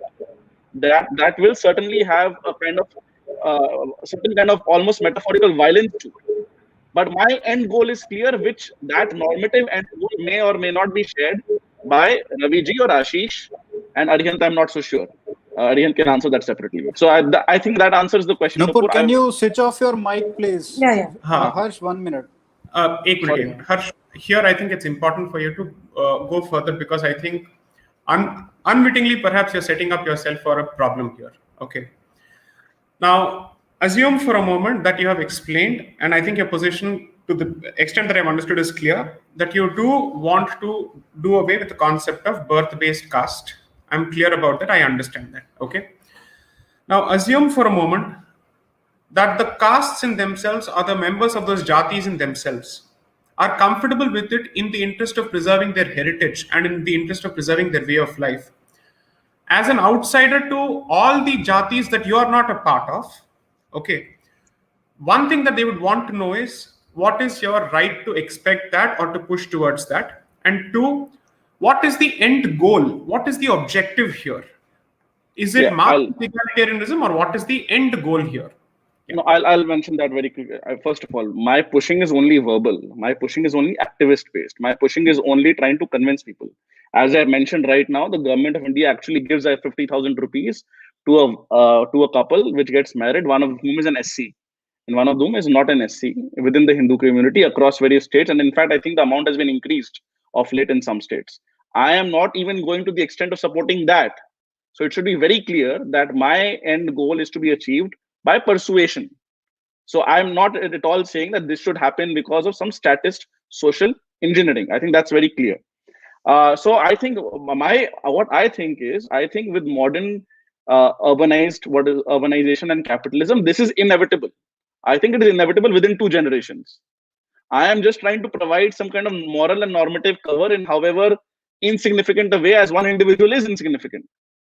So it should be very clear. I'm not even arguing for a statist support to it, even though that already exists. And I am saying normatively, I want to see the end of it. I will only talk about it. And as a separate analyst, not as an advocate's hat, but as an analyst's hat, I think it's likely to happen the way, if I see the way economic growth is going to happen, the way women are going to be financially independent, I think it's likely to happen in 2 generations. Before I come, Ashish, once again, I just quickly want to answer Sai's last question, because I think it is an important question. He asked that we all agree to varying extents that cultural Marxism has exacerbated dharmic or... I'm so sorry. आपने inevitability की बात की based on capitalism, which I understand. And my understanding. Yeah, of course. On the basis of, one, regardless of who respects my skill set as a lawyer or not, I respect your skill set as an economist. Okay, so I'm not going to question that. Okay, because I believe that respect of reciprocity is very, very important. Now, the question I'm asking you is very simple. Let's assume that I take for granted that it is inevitable, okay, and you are opposed to state intervention, and you're looking at persuasion, and you're only expanding the conversation. I understand that. Okay. My question to you was, is that inevitable desirable? Do you believe in it? If yes, why? Yes, I think it is desirable. I think it is perfectly fine. For example, large parts of, not all parts, but large parts of urban India are already living like that, especially in the younger generation. I don't think they're any way less Hindu, despite the stereotypes of South Bombay or South Delhi being woke and more concerned about the Second Amendment of the US Constitution than the Second Amendment of the Indian Constitution and all that. We can all laugh about those jokes. But I'm perfectly fine. For example, the question can be, I'm not saying you want to personalize it, but I can perhaps personalize it and say the question is my lived experience necessarily undesirable in a quote-unquote Hindu and dharmic bracket or parenthesis? And I don't think it is. I think it's perfectly fine. People can therefore go to various mandirs. Those various mandirs, as I said, can continue to have a certain special right for certain families and lineages, which may be caste-based, but within my philosophical framework, I can see it as a property right. I don't have to necessarily, you will always be a father's son by definition. So I don't have to see that because it is going through a caste. I can see they have some super delegates or some extra voting as a historical acknowledgement of their fiduciary rights can go through what is effectively caste in some cases, but is effectively a property right in my worldview. So I think it is perfectly desirable. I want to see it. I think that will lead to an explosion of sampradayas. I think it will lead to many different kind of modern day gurus who perhaps more orthodox people would reject. For example, the Shankaracharya of Dwarka said Sai Baba is not a Hindu. Said worshipping Sai Baba is not a Hindu. But I know many Hindus who go and worship Sai Baba. They don't feel un-Hindu. So now, what is Sai Baba's caste? I don't know. So my answer is yes, it is desirable. I think it is inevitable. I'm not even advocating for state support. I'm advocating just based on my persuasive powers, however big or strong that might be. Before coming to Ashish, I'll just answer your earlier question about cultural Marxism and how that applies to historiography of caste. As we all nodded our heads that yes, to some extent, cultural Marxism is there in Indian discourse. It has infiltrated Indian discourse, and it will try to deliberately or sometimes less consciously pick and choose on Indic and dharmic fault lines to exacerbate that, to divide that. Let's be very honest that what has happened in 2014 and 2019. By the way, it is an interesting thing for a political an analyst to do that. I think this is the first time in 2019 where the majority of Hindus who voted, that guy became the prime minister. Because you see, Jawaharlal Nehru and Indira Gandhi never got 50% of the votes, and it is fair to assume a large part of their support came from the minorities. It is probably in 2019 for the first time the guy who got the majority of Hindu votes became the prime minister. And I don't think it's a coincidence that that has happened as caste is weakening. That despite all kinds of economic problems, the Hindutva flag continues to politically rise. I don't think it's a coincidence that it's happening while caste is gradually weakening. So while I admit that certain atrocity literature might be created and in fact is being created, some Dalit Lives Matters are deliberately linking themselves to Black Lives Matter in the US, and they're kind of fancying themselves as a MLK junior, and that kind of context does not apply to India at all. So, however, because certain people have exaggerated a reality, that does not mean that a smaller version, but nonetheless very brutal reality, still existed. So, I think we all have enough nuance to acknowledge that while some people who are not our well-wishers are exaggerating certain things, some version or a reduced version, but still very brutal, of that thing still existed. So, my point of view on that is very clear. So, Harsh, I have yeah. sorry, Ashish, can I just ask a couple of follow-up questions before we go Yeah, ahead? sure. Otherwise, I'm sure I'll forget. So, Harsh, a couple of questions from whatever has been discussed between you and Sai, and please consider me a layman, okay? So I might just make mistakes in interpretation. Please be a I will feminist. never consider you a layman. You're a lay person. You're not a layman. Layperson, laywoman, anyway. So I'll ask Harsh. So Harsh, She/her.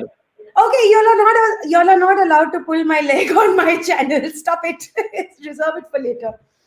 So Harsh, you said that you're okay as far as temple property is concerned, going to certain caste-based families because that's what the traditional property right is, right?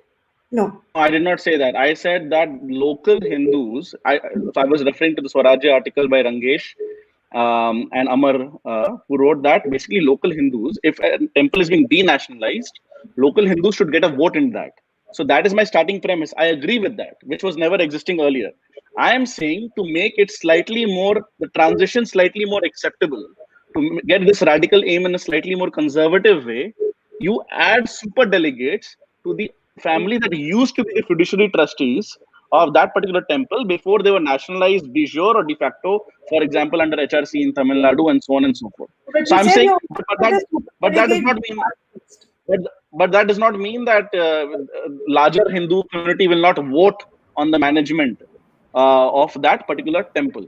No, 1 second. But you're saying you're okay with the super delegate being caste-based, correct? Yes, because in my worldview, for some continuity, what you can say, I'm not seeing that as a caste based. I'm seeing it as a property right, because when a certain purohit in the 1800 or 1700 was given an expectation that if you just work at this, your children will be able to make a living, and they have a certain love to the deity, which I fully agree with Sai or at least Raviji, that there is a certain. I think Sai also mentioned it, because of that certain love, the statistical chance of that murti being stolen is lower.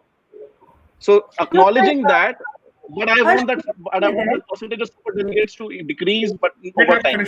No, I that's think fine. it's making a wonderful What point. I'm trying to understand is if the person can be based on caste, for example, that's what you're saying, for the transition to be easier, the community that is voting on who should take care of the temple and what traditions of the temple should carry on are essentially the devotees of that temple, correct?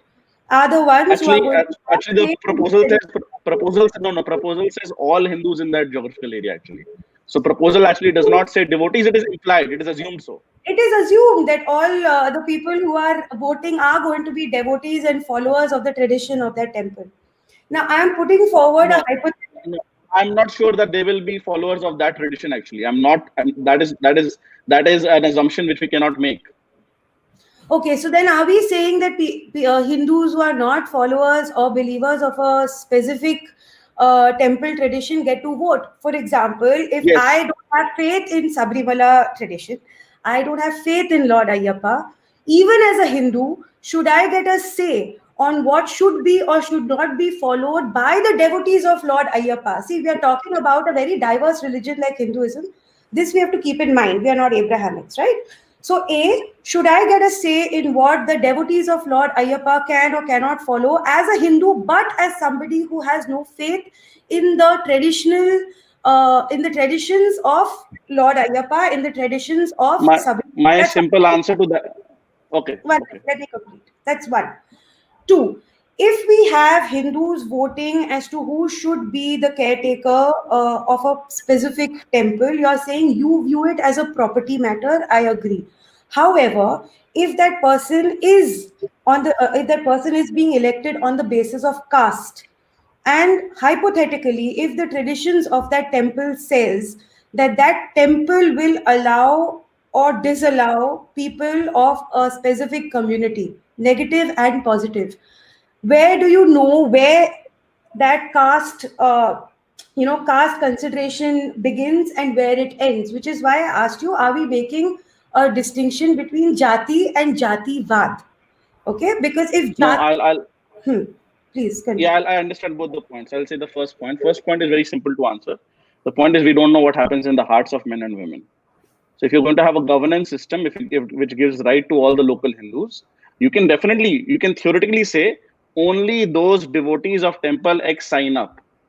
I think that's fine as a first filter, but there is no way to know what is happening in Nupur's heart, whether she's actually a follower. Maybe she's a rebel at heart with respect to that temple's traditions. Nonetheless, she's a locally located Hindu. If she signs yes, she signs yes, and then she gets to vote. So I think that's a very practical point. On the second point, I think it's again very simple. Indian jurisprudence, because of its essential religious practice and all that, is a big mess right now in the sense that what I think is what will be applied to a secular place. For example, if you do not allow a person of a certain caste to enter a certain restaurant, I'm not talking about the sanctum sanctorum, I'm talking about the temple, the entire temple structure as an analogy to say a restaurant. If Indian laws do not allow a person of a certain caste to enter a civil or secular establishment, I think, in my understanding of any good jurisprudence, that should apply irrespective to even religious establishments, not just Hindu, but also Muslim, Christian, etc., and so on and so forth. So my answer to your question about if there is a possible chance Temple is that not a secular institution. no, I'm not saying it's secular. I'm saying the rules that a secular institution, it should apply equally or even more to a religious institution. That is his yes, argument. exactly. Yeah, my point is it should apply to all institutions, period. And therefore, that will take care of any extreme step of saying no to any particular caste entry because a certain backdoor entry has been given through super delegates. So I think my point on this is how do you design a new governance structure? My broader point in this is we all have to be flexible and we have to work out a system which, while radical, remains some sense of continuity. So I mentioned that in response to Raviji that I don't want to stand up and burn all things just because my point is I'm ready to compromise on that. My normative North Star remains that there is no caste in Now, terms of you and entry, I exit, or argue presence. about this. We'll go on arguing. So I'm going to let go of this point. It's And not I'm just going possible. to say that I do not agree with the application of secular rules to religious places. not just Hinduism, whether it's Islamic institution or a Christian institution. What you said, that the secular rule should apply to religious places, I just don't agree with that. एक minute. May I just make just 3 points? I think this is open for everyone. And Harsh, wherever you think that more questions are being directed at you, please stop at it. The basic point is this. Harsh's point about hereditary property rights, especially caste as a hereditary property right, is precisely the manner in which it has been implemented, and that's precisely why the hereditary role is seen as a heritable successionable right. Okay, so for all practical purposes, caste, at least as viewed by Indian jurisprudence with respect to temple institutions, has been in the context of a heritable right. Okay, so the moment you assume that this is a heritable right and it becomes a property right, the question with respect to interference with a property right in the name of anything else becomes a higher standard for the other person to establish. Because if it's a property right, you need to have specific and very good reasons to interfere with that particular property right. Okay. Now, I'm not going to apply this concept of a property right in spaces outside the temple, because that is where caste has a very different societal role altogether. But with respect to religious establishments, it translates to a very specific heritable right. And that's exactly how.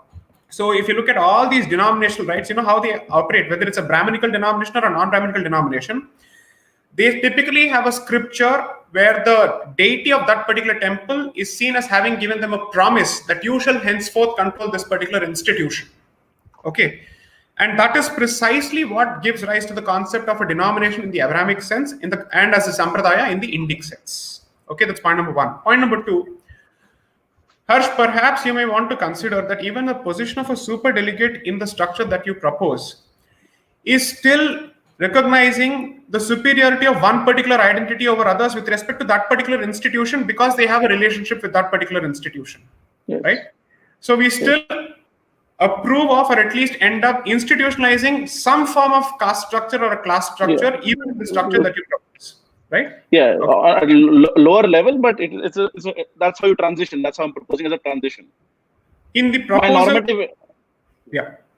my normative end goal is actually to be in a situation where, for example, all the local Hindus vote and they say, oh, by the way, this family was supporting it, but there is this one very bright young scholar who we think will be able to take care of this murti going forward better.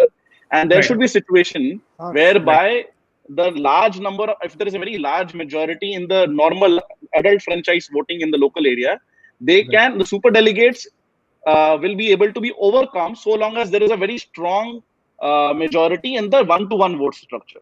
So there's no point getting too technical, because I think it's difficult to explain in a podcast sense what I have in mind. Words, frankly speaking, I think an economist's position on the temple ecosystem is very, very welcome, and I think it's very, very important. I just wanted you to consider this for your own consumption when you go back and work on this proposal. Okay.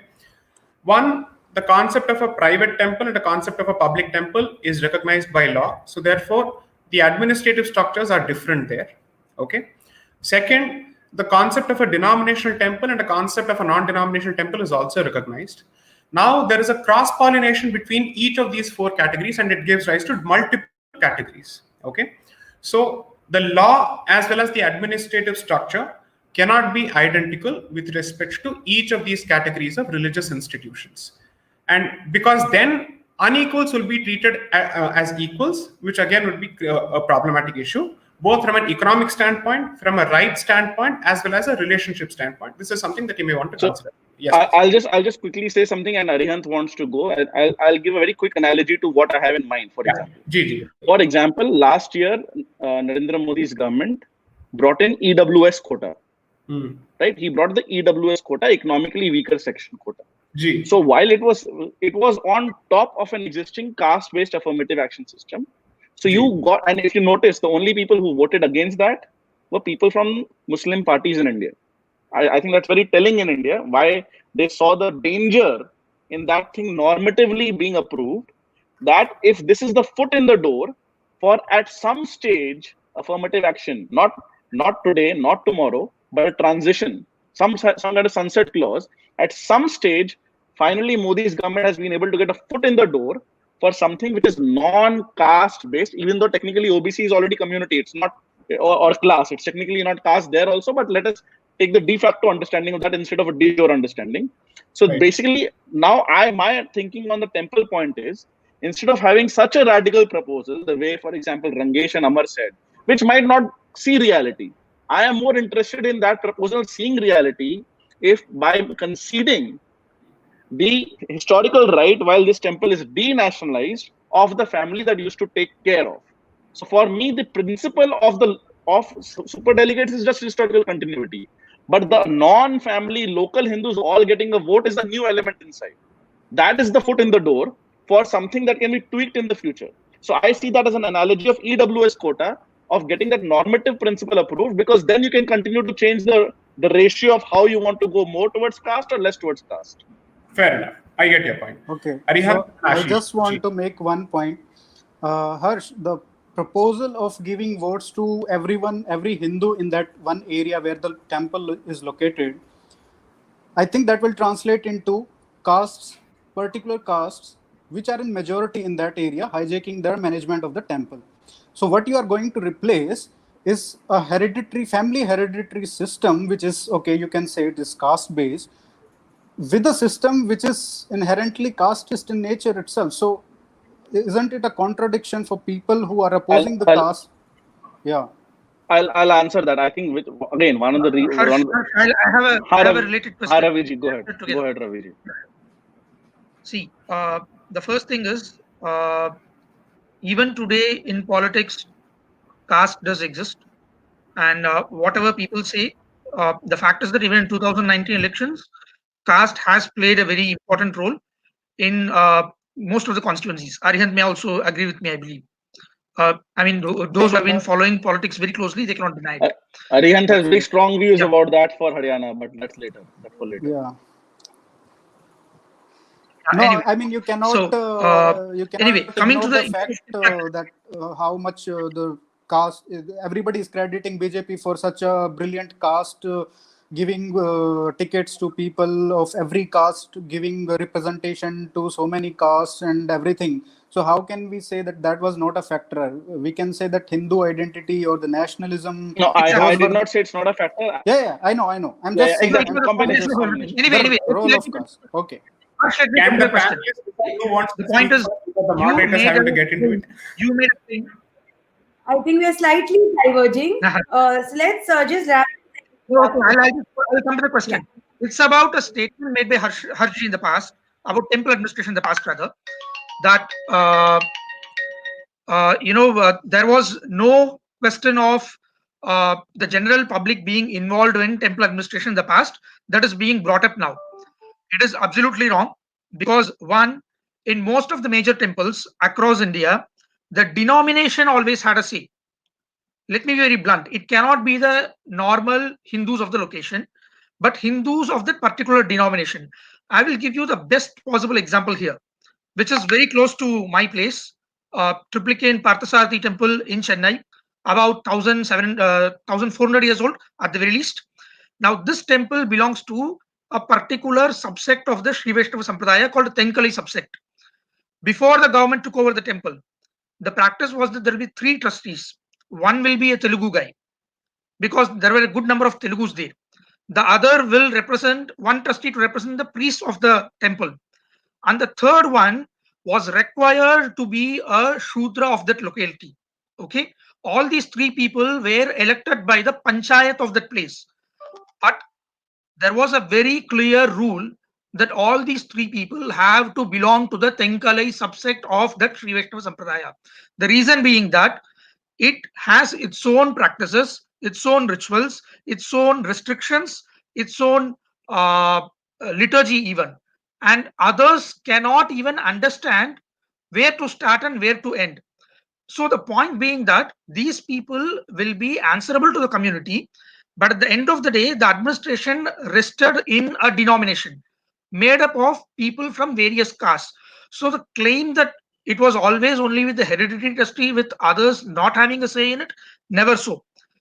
Even in the case of a temple like Padmanabha Swami temple, where people might talk about the trustee being the sole authority, that system has an internal checks and balances. There is a Nettara Yogam, there is a Tantri, and there were always a community of the employees who had a say in the temple matters as well. So never please make a statement that it was all in the hands of a single person or a single community. It is This is absolutely for wrong. Harsh. Harsh, I'm just merely translating one thing for you to consider, and you respond to that. Okay, please respond to that, and I will not come in the way. See, here's where I think Raviji has answered against himself, and it goes to your point in your favor and in a slightly different way. Now, you see, here is an instance where Sampradaya goes beyond Jati, correct? At least there are multiple castes involved in the administration of the temple, and where what binds them is their belief in that particular Sampradaya. Okay, that's one. Now, please consider this, and this is important in the structure that you're proposing. You see how they have accounted for this is members from different castes of the same Sampradaya have allotted positions, but election is done within individuals for that particular position, as opposed to the rest of the Hindus from the entire district having a brute majority say over the administration of the temple and the structure of the temple. Okay, so like the caste-based electorates that was discussed at one point, you allot specific points or let's say seats, and from within the community there is a election under the assumption that, of course, rebuttable, of course, that all members of the community subscribe to that particular sampradaya and they believe in the traditions of that particular temple. Then what happens is that nuance of ensuring that stakeholders and true stakeholders of the institution ultimately elect devout practitioners of that particular tradition or the sampradaya are the ones who occupy that particular institution. I think my point, and this is for you to consider, it would be incorrect to actually look at this particular issue from the point of social justice. It is from the standpoint of institutional justice. Okay, which is to say, what is the identity of the institution? Who are stakeholders to the institution? What is the basis for their claim of stakeholdership? And how do we ensure that they have a seat at the table when it comes to administrative structure and decision and use of resources? That is the only central contention. And that's precisely why some of these identities will have to be kept alive, because social justice will have the effect of destroying the identity along with their table at the seat. Okay? And now it's over to you. Please go ahead. Yes. So sorry, Ashish, you've been raising your hand for some time, but I'll just respond to what Sai mentioned. Yeah, so first of all, I was about to say this. I was about to say the same thing that Sai mentioned, that Raviji's point in this time, what he very eloquently mentioned, to some extent contradicted his earlier point, right? Because he clearly showed that there. I mean, I'm not saying to. I'm saying to some extent. I'm sure there is more nuance there. I'm simply saying the one-to-one mapping of Sampradaya and Jati, by the example you gave, was undermined. The one-to-one. That's my point number one, which Sai himself mentioned. Second point is, see, I have 2-3 concerns here. I have 2-3 concerns if we say ki only those people who are interested in that mandir. There are 2-3 issues. First of all, historically, the fact that there was a lot more nuance and checks and balances is extremely good. That's what I expected it to be. But I would not be surprised that some communities fell through the cracks. While it was very diverse, it was diverse for, say, Savarnas. It may not have been. Again, there might have been exceptions. Whatever you say in India, there'll be exceptions. But as a general rule, that while there was a Shudra, while there was somebody from a martial caste, while there was somebody else from a trading caste, maybe the people who were Avarnas, people who were Dalits or local tribals, they fell through the cracks. And while you're counting them as Hindus in the census, for all practical purposes, that social fraternity is not there. That's point number one on your historical analogy. Now, going forward, I think what Sai is proposing is very interesting. It could be practicable, but there are 2 problems I have with that. First of all, I resent the fact, if at all, I'm not saying Sai proposed that, I'm saying if it ends up as that I am in a locality, one Hindu is only connected to one sampradaya. For me, that is an Abrahamic way of thinking. I always give the example, it's well known in Japan, if you add the number of Buddhists, Shintos, and other people, the number exceeds 100%. So first of all, there should not be even if you don't want to do a general population and you want to say, for example, only those connected to that mandir, even if you do that hypothetically, I don't want it to be limited to 1. Now, that does not mean that everybody gets to sign for everything, but it should be some larger number, 2, 3, or 4. You already start seeing the complexities, right? Because I don't want to say that is my only particular temple I care about. Because for me, that conceding of that normative point is something not worth doing, number one. And which is why the general local adult franchise does not have that problem. Now, the other problem is, see, historically, and this is where because we are designing a new system. See, 1905, when France passed the Laicite Act, right? They had a set of Catholic temples which they had to denationalize. In a way, they were going through the same problems in 1905 in France that we are going through now. Although the context was Abrahamic there, the context is Dharmic there, and therefore there is a difference. But they had to go through the problems of what do they do with the Catholic churches that were hitherto under the state. My problem is, if going forward we say only that local sampradaya, I am not seeing a Hindu politicization, because there is no intermingling of those Dalits who were never there in that particular sampradaya, and they will never get a chance to come, for example, and intermingle. So either there should be an online way of saying that I can immediately, that every particular local Hindu has 2 sampradayas he can subscribe to for local temple voting rights, and he can change it at any moment, because I don't want it to be fixed for life. I know that if I go from Calcutta to Bombay, it is very difficult to change my voting ID card. I want to make sure that if I change my sampradaya over time, I get to go from temple A to temple B in locality in terms of my voting. So there are a lot of issues which I don't want to end up de facto accepting the old social stratification.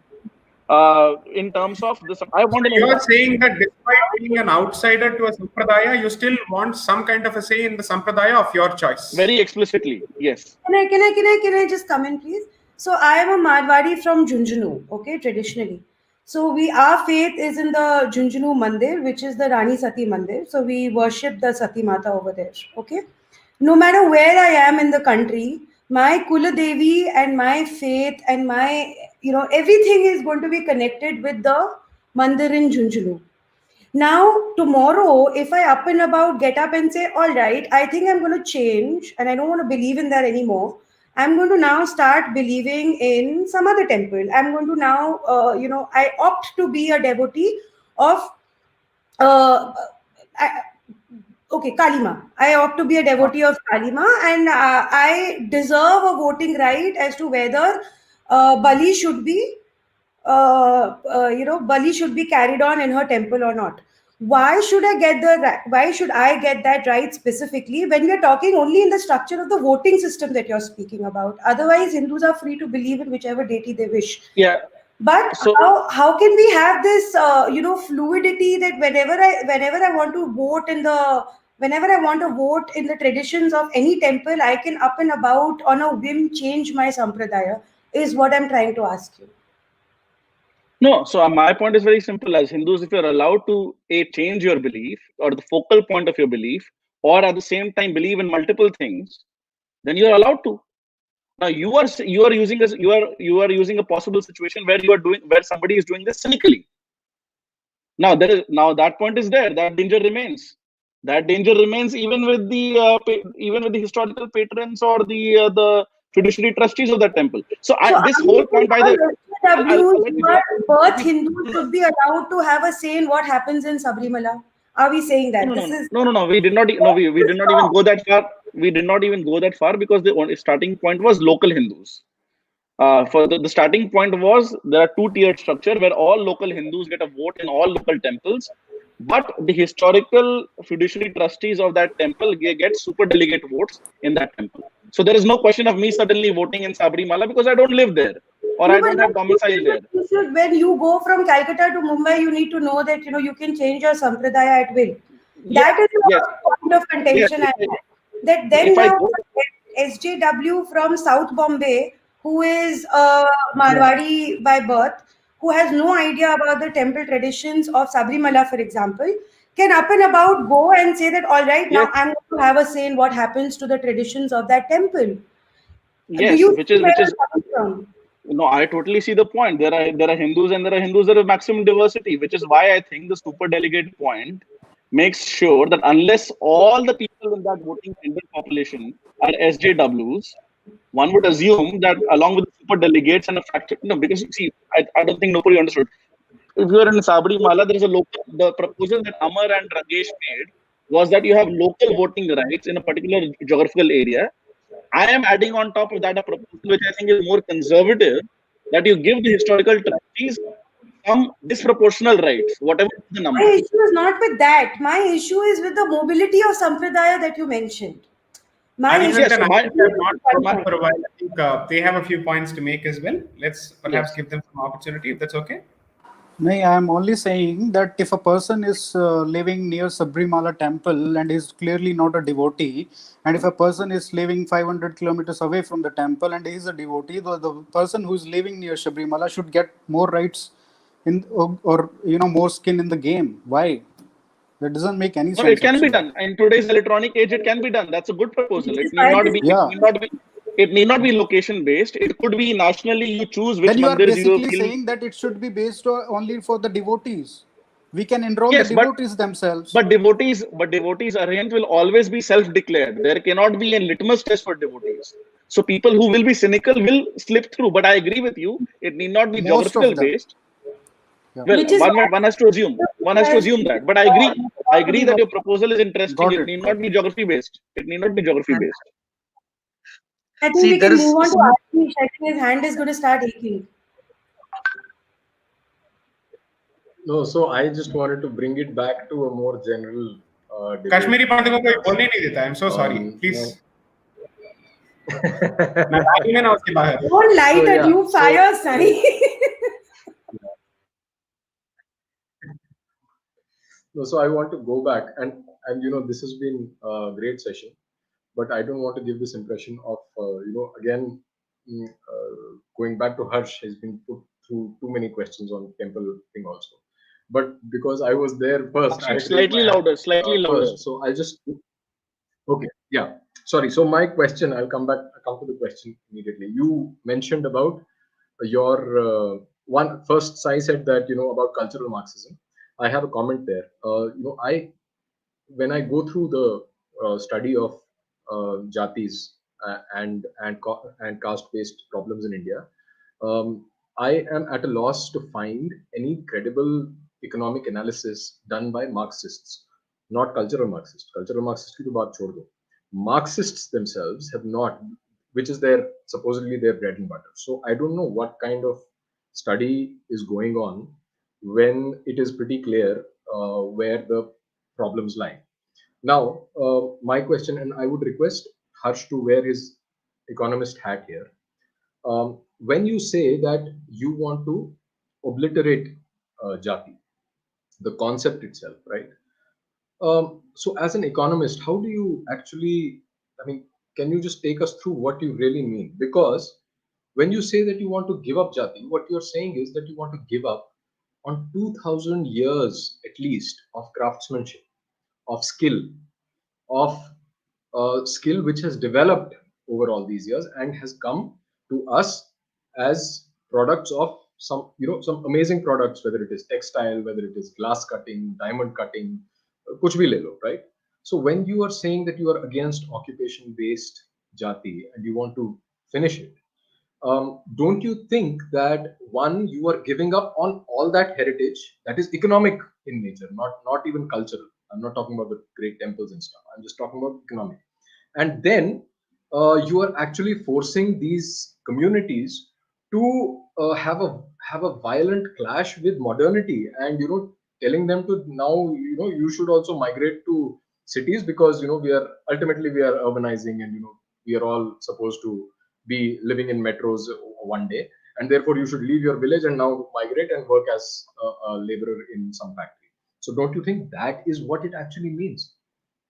So I'll just answer. I know you were saying it with the right intentions, but it was a bit colloquial. So I just want to kind of paraphrase and make sure the point. I'm not trying to force anybody. As I mentioned, I'm not even sure if I want to use the state's existing policies of subsidizing intercaste marriage. I'm not even sure if I support that. So the forcing part, I think you're trying to say I'm forcibly saying or advocating that I can agree with. I'm definitely not trying to force anybody.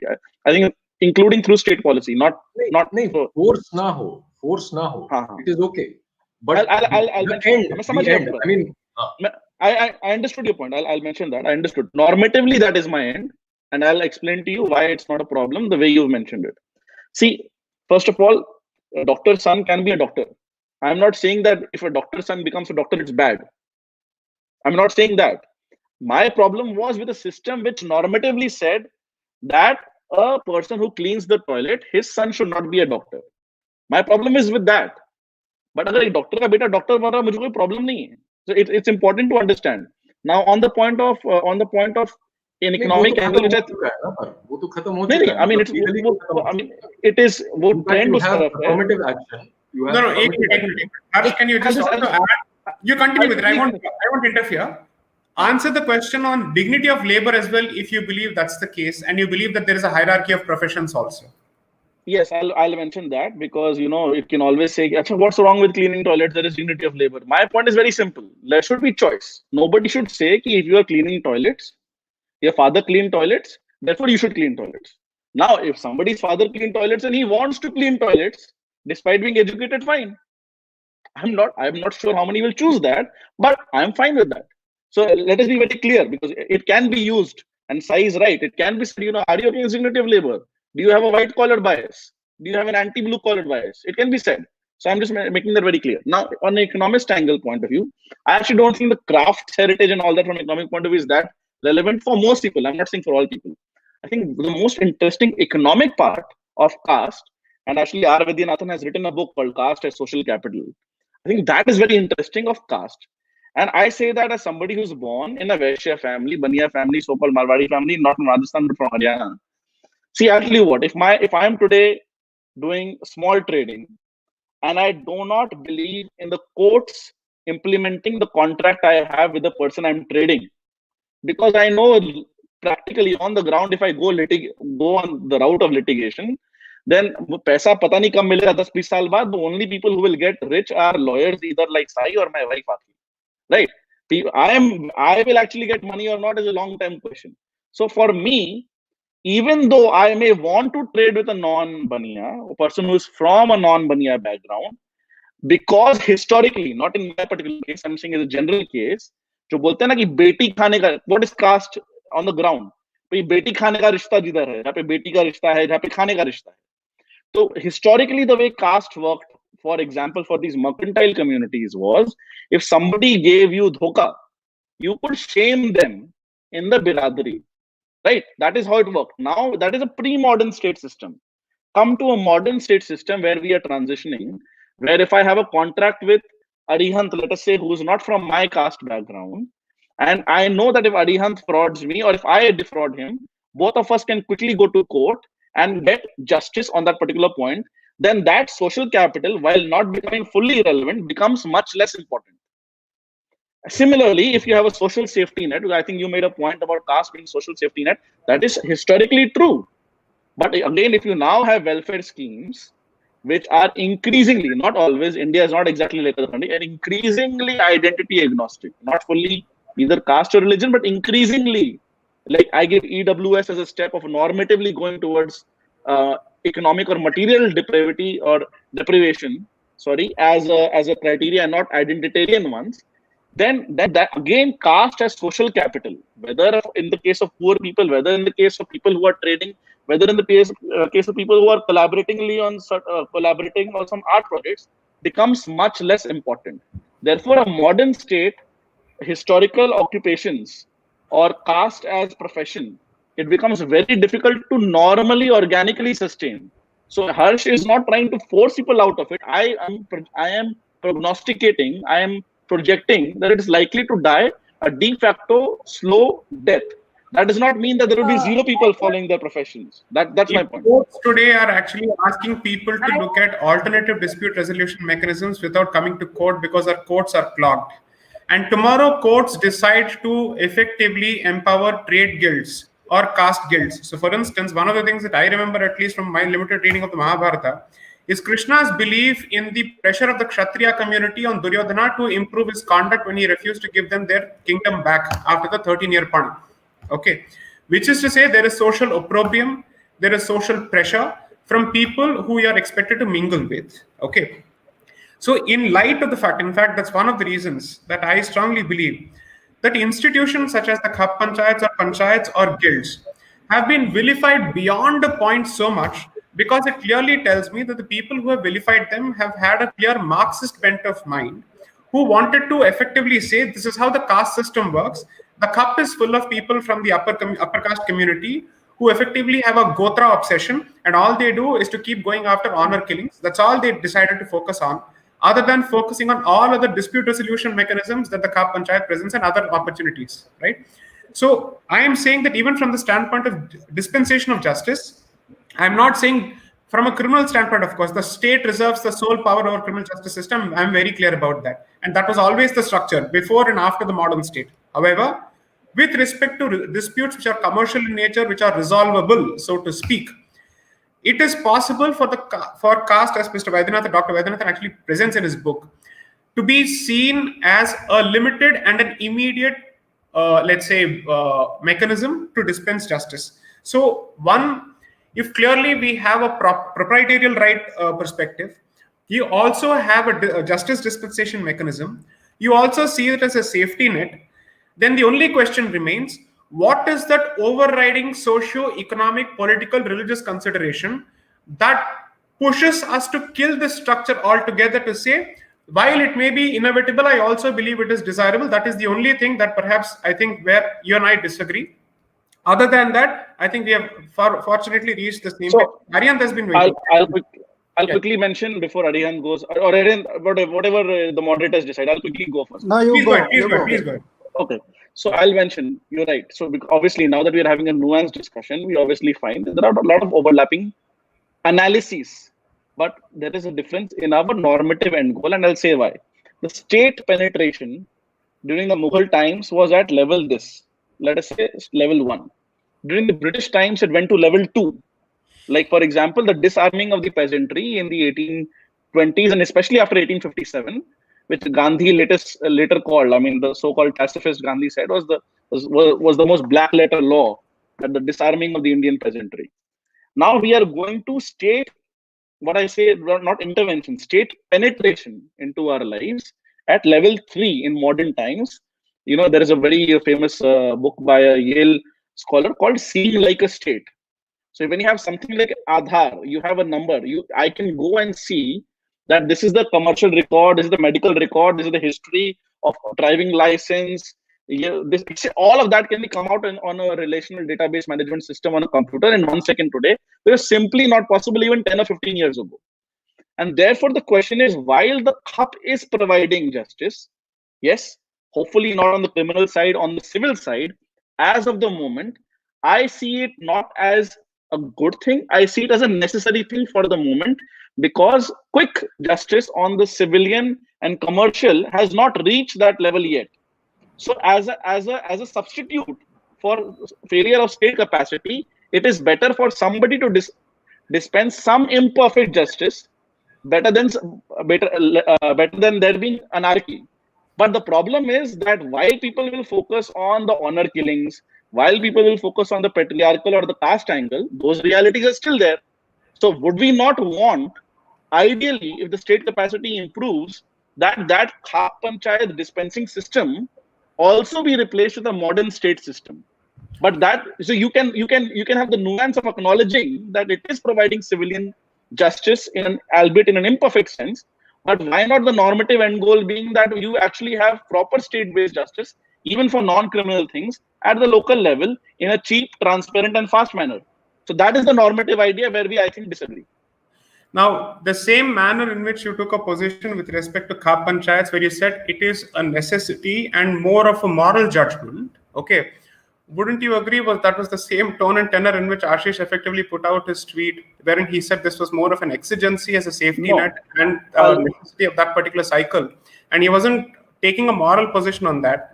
Just one. Second, assuming that Khap Panchayat actually has a lot of what's, and I'm not going to be the one to pixelate or airbrush it, are we saying let's throw the baby out with the bathwater, or shall we address the issues with that particular system as opposed to completely rendering it redundant and infructuous? Because the way forward across the globe is decentralization of dispensation of civil form of justice in every jurisdiction as much as possible, because the state has proven to be completely incompetent, useless when it comes to dispensation of justice at every level. The state has an interest today only in dispensing justice if it hogs headlines and if it has political mileage, But otherwise, the common man, I say this with a lot of responsibility of 11 years under the belt, is sick and tired of coming to the courts. Sunny Deol remains right even today after all these years of Damini. Okay, that's a fact. So I'll very quickly respond to that. Right. Yeah, absolutely. I don't know where we are disagreeing, because obviously Sunny Deol's image of Tariq after Tariq, Tariq pe Tariq is the reason why the common person is sick and tired of the judiciary, and hence institutions like the CUP, the pre-modern institutions like the CUP, are filling in that vacuum. That does not mean that we say because the vacuum is already being filled, let us not double down on making this justice more easily, more rapidly, more transparently, and more affordably available. You see the difference? We can acknowledge that. So my point is that therefore I want the end goal that the average person in a village or a small town can go to a local justice, say this was our agreement, this is the agreement, I have been defrauded, and this is what the contract says, I need to be given this. Or for example, once the land records get digitized, a large part of the fights go away.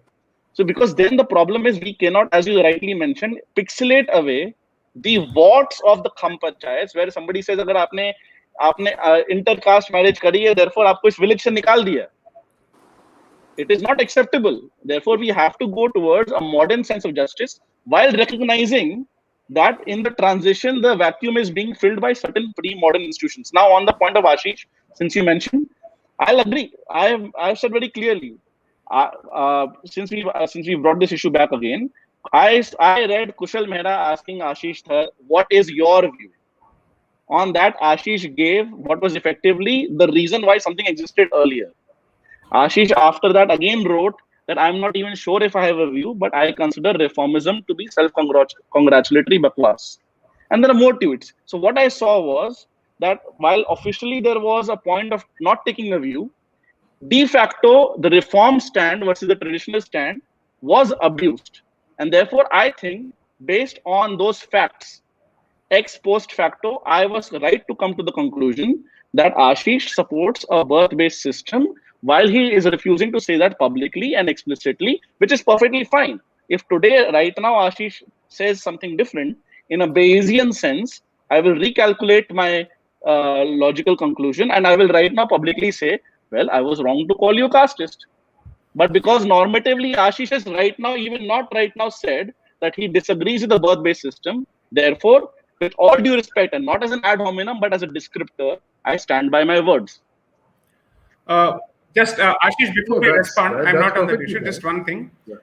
Harsh, as any practitioner will tell you, the influence of caste and religion in modern dispensation of justice continues in every structure. Neither CAP was an exception, and nor is the current modern justice dispensation an exception. You know this better than anybody else, considering how Hindu traditions have been uniquely at the receiving end of certain forms of intervention.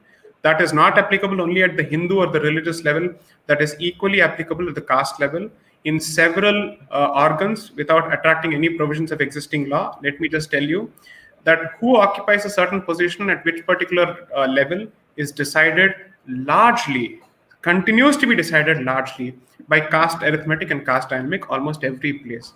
So 70 years of our experience has proven to be a failure to demolish this creature called caste.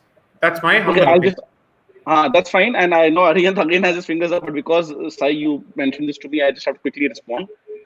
I agree that the current present formal state-based justice system is not perfect. I'm not a lawyer, but anybody who's married to a doctor or lawyer becomes a half doctor or a half lawyer. However terribly, I have my own old random rants on the basic structure doctrine and so on and so forth. Having said that, we cannot have a false equivalence between the imperfections of the modern state system and the pre-modern system, for example, the Khap Panchayat. What I mean by that is, and there is a broader point here, and I think we don't want to go into discussion. I also saw a tweet about yours saying we do not trust the state about UCC. But the reason I'm mentioning that point here is because it is connected. 70 years, we as Hindus have had a bad experience where the state is dividing us, but that is not good enough for us to give up on our own state. We are 75 to 80% of the population. How can we give up in an independent democracy on our own state? Just because we have failed so far to get a certain normative point doesn't mean that this is an alien state. there is a conceptual difference between state and society, but the state eventually is being represented by us. And therefore, my difference is perhaps on the optimism about being able to modify for our betterment the state. And that also answers the point on the future of the caste and therefore the judicial modern system. A strong Hindu social institutional network will result in the creation of a strong Hindu identity state, is my humble opinion. And therefore, if societal institutions and civilizational bedrocks, which effectively stitch this particular country together and the civilization together, are weakened from temple structures to societal structures, to say that our vote will matter ultimately, it will not, because already demographically we are being outnumbered. The only thing that is saving us today is the limited safety net today of the limited and small micro identities that we have managed to create ourselves, because that tells us at least they will come to our support. The reason why the Dalit is able to survive in streets and localities where he's outnumbered by other communities is because in the hope that at least his organizations will come to his aid. I'm not saying that therefore other organizations and other Hindus should not go to their aid. By the way, I believe that's one of the failings, and that's something that we must do. I'm not on that particular issue at all. But I'll let Arihan. So, one sec. I'm going to first pose a question to Ashish because I think our अरे मेरे को करने दो, फिर मेरा related है Ashish इस चीज पूछ से. रहे हो? हाँ, because Okay, खाप को then mention ask किया, so I Ashish. have to come in. Please ask Ashish. Yeah. So I just want to point out, because Sai and others also support the diversity of cultures, traditions to be preserved as they are to the most of the extent, right? And we talked about Khap. I just want to tell you one incident and their idea of justice. I mean, of course, there are so many good examples also. I'm just pointing out that there was a inter-gotra marriage where, the people of the same village, they got married, and the idea of justice from the local Khap was to have the girl tie Rakhi to her husband. So what is the extent to which we want them or our local communities empower if it is in contradiction with our constitution or the modern basic human rights or whatever? So how do we reconcile that? How much power to be given to that? And I'm asking this because Sai, you also say that you are not convinced about the idea of uniform civil code.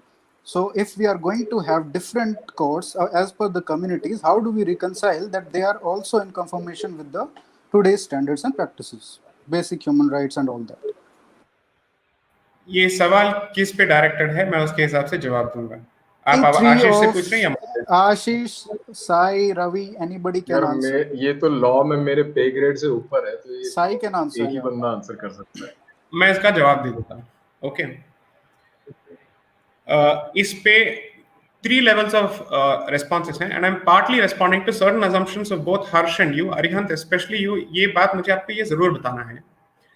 Here I would urge you, and this is not self-edification, I would really urge you to read my pieces on decoloniality on this particular aspect, क्योंकि इस पूरे discussion में 2 शब्दों का बार बार प्रयोग हुआ है. एक है मॉडर्निटी और दूसरा है ट्रेडिशन. ओके, एंड हमने हर बार ये दोहराया है इस assumption को that tradition stands for something which is outdated and anachronistic, and modern stands for something that has contemporary purchase. Okay, I'm basically making the statement, tradition followed without any kind of understanding leads to superstition. I'm very, very clear about that. Okay, and the fundamental principle that Hindu dharma has followed and Hindu tradition has followed is almost similar to the Roman or let's say the Latin maxim, cessat ratio, cessat ipsa lex. The moment the reason for the existence of the law ceases to exist, the law ceases to exist. Okay, तो आप अपने आप से सवाल क्या करेंगे, आज के देश काल समय में ऐसे कितने संप्रदाय हैं, कितने प्रथाएं हैं, कितनी मान्यताएं हैं जो कहां पे लागू हो सकते हैं, और यहां पे क्या क्या डिस्टिंक्शन स्ट्राइक करेंगे. एक है सोशल लेवल पे, दूसरा है रिलीजियस लेवल पे. What is it that we are trying to do? Society चाहे कितना भी चेंज करते जाए, at least with respect to religious institutions, what remains a tradition must not be interfered with, because the calculation there is very different and societal equations and social equations are very, very different. Okay, so In applying what is modern, in applying what is relevant, let us at least strike a distinction between societal spaces, secular spaces, religious spaces, non-secular spaces, and be clear of that particular distinction. That distinction remains all the more valid in the context of a modern state. That's one. Two, how do we reconcile the question of all these decentralized justice dispensation mechanisms with a central state whom we have actually put together and we have decided to be a part of this voluntarily? जिस घर में आपने रहने का decision ले लिया है और जिसको आपने बनाया है, आप खुद उस पर थोड़ी थूक सकते हैं. Doesn't make sense. Okay. Now for me, there are two ways of going about it. One, the state decides to play an overarching role, okay, and decides to swamp and finish all existing traditional justice dispensation structures altogether to say, I will fill that vacuum. The problem with that is twofold. One, it is going against the current tide of decentralization across jurisdictions. Second, the Indian state is yet to prove to me that it is competent to do so. So there are twofold responses to this. Point number three, assuming that ये सब भी ठीक होता, एक minute के लिए ये सोच लीजिए, you're looking at a population of 1.3 billion and you're effectively expecting courts to step into the picture for everything with multiple tiers of appeals, and this is a cost extensive exercise. Okay, so to the extent that the state really wants to enforce a uniform civil code, here's what I would basically say. आप हमारे religious संप्रदाय जितने भी हैं मंदिरों को उनको छोड़ दीजिए, उसके साथ छेड़छाड़ मत कीजिए, ये आपके समझ के बाहर है. Okay, point number one. But where it comes to the question of personal laws, my exhortation has not been I'm against the uniform civil code. I've only said I need two things. You're talking of modern state. The modern state is meant to be participative in nature. हमारे साथ बातचीत कीजिए, संवाद शुरू कीजिए आप. जो नेहरू ने किया था वो हमारे साथ मत कीजिए. You ask us, we are stakeholders. Give us the respect of being stakeholders. 3, आपके दिमाग में क्या है ये you please place it before the public. Surgical strike का कॉन्सेप्ट आप यूसीसी में मत कीजिए, इसके रिएक्शंस अलग तरीके से होंगे, सभी कॉन्स्टिट्यूशनल होंगे, इसका दावा तो मैं नहीं कर सकता क्योंकि सब कुछ मेरे हाथ में नहीं है. चौथा, when it comes to institutions at the village level or anywhere else, my response is going to be very, very simple. Please don't approach them with the elitist nature, let's say, attitude of an urban Indian or an English educated Indian. वो उनको अंग्रेजी नहीं आती है, इसका मतलब ये नहीं है कि उनके पास दिमाग नहीं है या उनके पास संस्कार नहीं है. Let us not act as two products of Macaulay. Okay, that's one. 2, जहां पे आपको लगता है कि वो हस्तक्षेप एक हद से ज्यादा कर रहे हैं, even then I would say you discuss, and I will tell you why. Triple तलाक के बारे में आपने जजमेंट के बिना कोई डिसीजन नहीं लिया और जो लेजिस्लेशन आया है वो कोर्ट के कहने पे आया है, वरना भारत का कोई सरकार चाहे कोई भी हो, they will not have the guts to have initiated that particular discussion in the blind, keeping the community in the dark, especially in the backdrop of the Shabano experience. Okay, and the one experience fortunately that the Hindus have stood up together, in fact 2 experiences in my living memory in my 34 years of staying on this planet in this mortal coil, is Jallikattu and Sabarimala, which is effectively telling me that the community is saying enough is enough, don't force us to adopt the never again motto. Okay, talk to us, give us the respect. The top-down approach is the sign of a colonizing power. If you are my power and you're the product of my power, you belong to my society, talk to me, don't take a decision without me. मैं and गोल की बात नहीं कर रहा हूं. अगर समझ लीजिए सारे के सारे लोग अल्टीमेटली कन्विंस हो जाते हैं कि खप की कोई जरूरत नहीं है, why will Sai Deepak alone stand there with a लाल झंडा, कोई फर्क थोड़ी पड़ेगा. कम्युनिटी ने डिसीजन ले लिया है, बात खत्म. Okay, therefore there the question will be of reconciling the expectation of participative process with what is it that the state wants to achieve. But most importantly, the state will need to clarify not just what it wants to achieve, why it wants to achieve something, the desirability of something. जब तक उस why का जवाब नहीं मिलता है, I will keep talking like a Raktabeej राक्षस. I will keep asking this question, जवाब दो, जवाब दो, जवाब दो. That's all I have to say. ठीक है, ये this is from the legal perspective side. If Ashish और Ravi can talk from the moral perspective, from the society perspective, from the Hindu side, so that I am more interested in rather than the legal one. No, I think I don't have much to say on it because ultimately the nuances of it are legal in nature, and in how you will handle certain cases which are, supposedly in the gray zone, where you would not have, where you would perhaps require a top-down approach. So Sai has touched upon those things, so I don't have anything to add. But generally speaking, I do believe that that justice must be served. That justice, the idea of justice, is itself up for grabs, and unless it is defined by the community, and unless it has the community is empowered to deliver justice to its own members, this top-down approach is basically colonial in nature. So that's my limited. I think Okay, so the Ashish, competition is between community, and there are some individuals who are very individualistic in nature, who does not who wants a separate system in place, at least to avail that opportunity. If they don't want to go through the CAP system, if I am part of that community, and if I don't want to go through that, then just like we have in the marriage, I mean, option कर लो भाई. Correct. huh. Special marriage act कर आप option कर लो. Yes, that's what I'm saying. okay, so I think carp and temples, we've all discussed everything. I think the last point which remains, and I'd like to pose this question, and maybe everybody can get in 2 minutes each of comments answering this question, and also in terms of closing statements, because we've already been at it for 2.5 hours. So I think we should wrap it up soon. See, I don't think any discussion on caste or caste discrimination is really complete till you speak about reservations and till you speak about the equation between Brahmins and the other castes in Hinduism.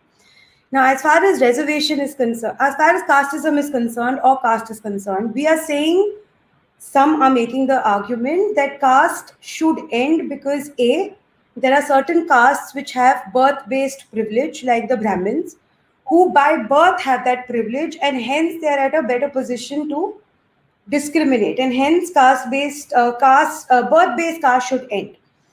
So, when you talk about reservations in today's modern day and age, I would like to ask all of you, which caste has birth based privileges according to this union, according to the state of India, and according to the constitution? Which caste in today's day and age is given a birth based privilege? Is it the Brahmins or is it any other community? One. Two, if the state itself is extending reservations to one community and not doing anything for the downtrodden of other communities who are viewed as having a birth based privilege, is that reverse discrimination as well? What I mean to say is, if there is a downtrodden Brahmin, he's been given no reservation and no privileges by the state. But if there is a middle class or decently well off SC, ST, they still get the benefit of the reservation from the state. Often the reservation does not pierce through the creamy layer and even reach the Dalits and the SCs and STs who genuinely need the benefit from the state. So what I'm trying to ask is, when you say that caste is going to end in the foreseeable future as the society progresses, do you think the state is absolutely going to let caste or reverse casteism, where you're demonizing Brahmins, where you're demonizing other communities and extending a birth based privilege to a community which I admit has been historically marginalized? But at this moment, the birth based privilege is being extended to SC, STs, and Dalits, not to Brahmins. So this is a dichotomy and this is a problem. I think all of you can get 2-3 minutes each to comment on this issue and include your closing arguments. I hope we can carry on another day. But today, since we've exceeded 2.5 hours, we'll have to wrap up. So we can start with Ashish, please, because even people listening to us are going to kill us if Ashish doesn't speak now. You do realize that you asked the question for 5 minutes and then told us to answer in 2 minutes. I was in a debate. I was in a conversation with Sai, Harsh, Ashish, Raviji, Arihant. I barely got to speak. So in the last 5 minutes, I just vomited everything. Now you can have your say and we can end. Yeah. So first I'll question the notion of privilege itself, and I'll try to do this quickly. when we talk about privilege in the traditional scheme of jatis and varnas, what is the common metric that we're basing that on? Because these different varnas and the jatis that belong to these varnas are pursuing different goals.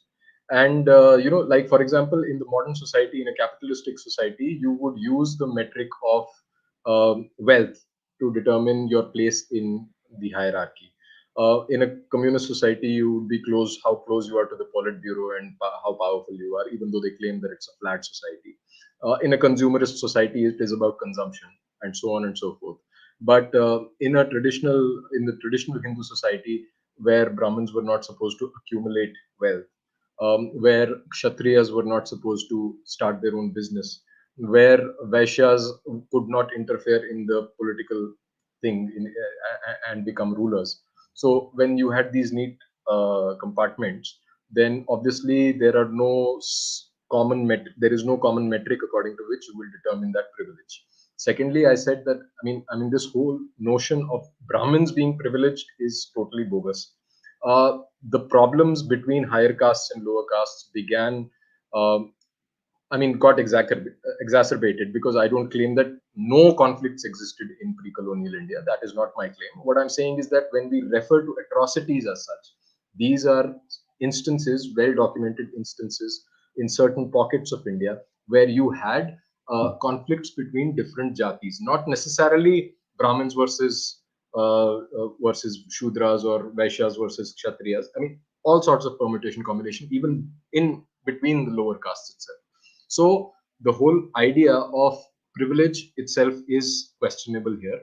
But in the modern sense, when we juxtapose that and use this presentism, then that the problem of defining itself comes into play. The question of reservation. Sorry, I'm taking a little longer, but the question of reservation itself, and I'll stick my neck out on this one and say that the reason why we haven't been able to address uh, the caste-related problems in modern India is because of the politics of this country now, which is deeply casteist, and because of this system of reservation, which I have, conceptually I am not against, because it is a mark of civilized society to help and to bring up the marginalized sections to a certain level, to closer to and bridge that gap and inequality.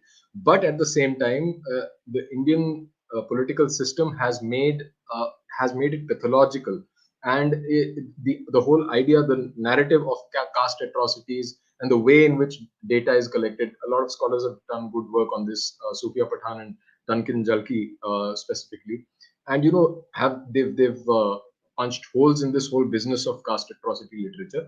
Now the point is that the Indian government is continuing these caste-based reservations for vote bank politics, and that is the reason I contend that this caste atrocity literature is getting popularized, and the mainstream narrative is about caste atrocities when it should be about economics and the situation that a lot of marginalized sections are because of their clash with modern means of production and modernity, and the conflicts, that social conflicts that come out of that.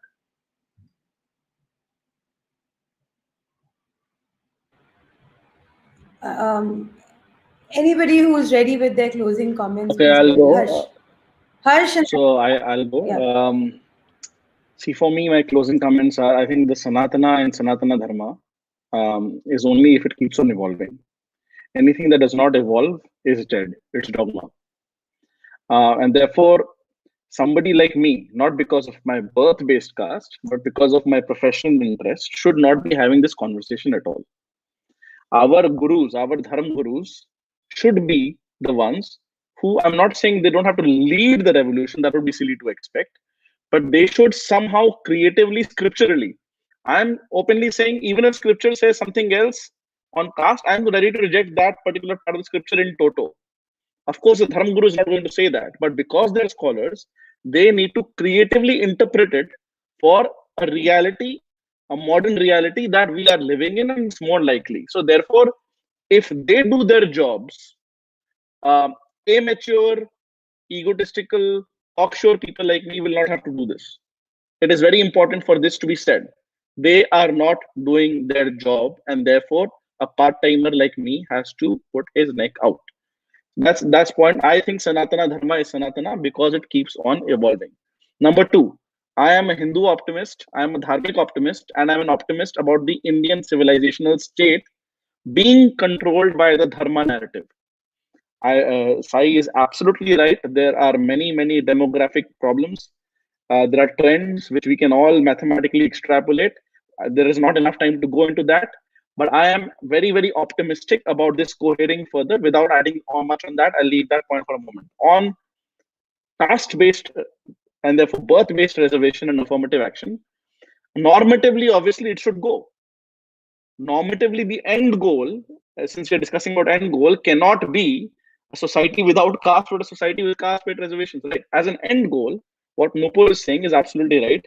Even practically, what Nupur is saying in terms of the creamy layer, in terms of even without the creamy layer, even if you go to the first-timer benefits, a small, I think a report is about to come out that even in the OBC community, a very small percentage takes up a large part of the seat. So there are many problems that needs to be delved into and solved. But yes, normatively, there has to be a sunset clause. This cannot be the final state. I think that on the political side of it, you said there is a poor Brahman, why should he suffer? Which is, I fully agree, which is why the EWS, again, the economically weaker section reservation, it's only 10%, but normatively it was introduced by Narendra Modi before last year's election, and now it is part of a narrative going forward. It is the first foot in the door to have a non-identitarian state-led affirmative action program. इससे पहले नहीं हुआ, and once again the people who voted against it were from AIM, I don't know whatever the full form of the Hyderabad-based party, the guy who Sai interviewed. So imagine the only people who kind of went out of their way to oppose it. You can read into their motives. Why are they opposing it? So the final point in terms, I think the state, large parts of the cup and all that, once these land records get digitized, even villages becoming de facto urban amenities, a lot of the what Sai is calling the decentralized alternative dispute resolution mechanisms, a lot of that part will become formalized. How will it exactly play out? I'm not sure. How law and technology will intersect, I'm not sure. But what we cannot say is, while we should not clamp down from top down against these existing institutions, but that should not prevent us from building bottom up modern state institutions. So that the point what Arihant was saying, if there is a rebel, if there is an individualist who wants to change the narrative in that particular village, does he or she have realistically, not de jure, realistically access to modern state-led justice in their locality? So it's not about putting somebody down, it is bringing the modern state justice system above. And so we cannot give up on the Indian state. It is ours to control. We cannot be pessimistic about it. That is my closing statement. Thank you so much. Arihan, please. Okay, my phone battery is just less than 5%, so I just quickly make 2 points. So regarding reservation, I don't think I have seen people opposing SC/ST reservation. The main opposition is against the OBCs, who actually happen to be the people who are mostly in conflict and oppressing the the lower caste or the SC/STs. So that is one point. The main opposition is against OBC reservation. Second, even if we have to have reservation for OBC just because of their lowest economic status or so-called social status, mostly it is because of the political power. Let's accept it for what it is. But even if we have to have that, then the state needs to tell us. It has to tell us what is the basis of reservation. Is it because SC/STs or OBCs are getting reservation because they have been oppressed by the upper castes, or is it because based on the economic status? So that clarification has not come from the state. That's what we need to hear. Second, what is the basis of putting someone in OBC and someone in SC/ST? For example, every year, not every year, every 2-3 years, we hear about the cases of new SCs being added to the scheduled caste and giving reservations, right? Or even promoted from the OBCs to SC/ST. So what are we saying? Were they not discriminated against before, or are they just suddenly we are discovering them, or we have not done the thorough job before? Whatever it is. So these contradictions we have to sort out. Another point is about the data. It is very important that whatever we reservations we give to the people, it is also based on some kind of evidence that they are indeed backward, they're indeed socially backward, socially or economically. The last caste census was in 1931, I think, right? So we are giving reservations in 2020 based on a caste census on 1930 basis. So how do you support or how do you legitimize the system for the majority of the people? So you have to find shortcuts like giving it to EWS, covering everybody, basically everybody except 3-4% people in the country. You have now covered everyone in the reservation system. So these are the basic things that the state needs to do to at least justify it giving reservations to people. Raviji, please go ahead. Raviji, unmute, Raviji, unmute. Unmute. I'll try to be very brief on reservation. See, I do believe that reservation is required to bring up those communities who are, suffering because of economic disadvantage. The economic disadvantage of many of these communities are because of certain caste-based issues as well, especially post the British takeover, where their economic power was destroyed. So I won't say that reservation education is required because of thousands of years of oppression, but rather because of the past 200 years. I go with Dharampalji on this. Yes, the issue we have facing right now is, I believe, just some 2 weeks ago, there was a report in print which quoted Dr. J.K. Bajaj as well, that 1% of the OBCs, cornered about 50% of the OBC reservation. So perhaps we need some kind of fine tuning there to actually ensure that the real beneficiaries are those who are suffering, and it's not merely a vote bank politics as it is now. Anyway, so that's the crux of it. I just want to end with answering a question raised by Arihant very, very long ago, perhaps in the previous yuga. We came down the path very long. So his question was about missionary zeal of Hinduism. How can we convert people to Hinduism if there is the jati which exists?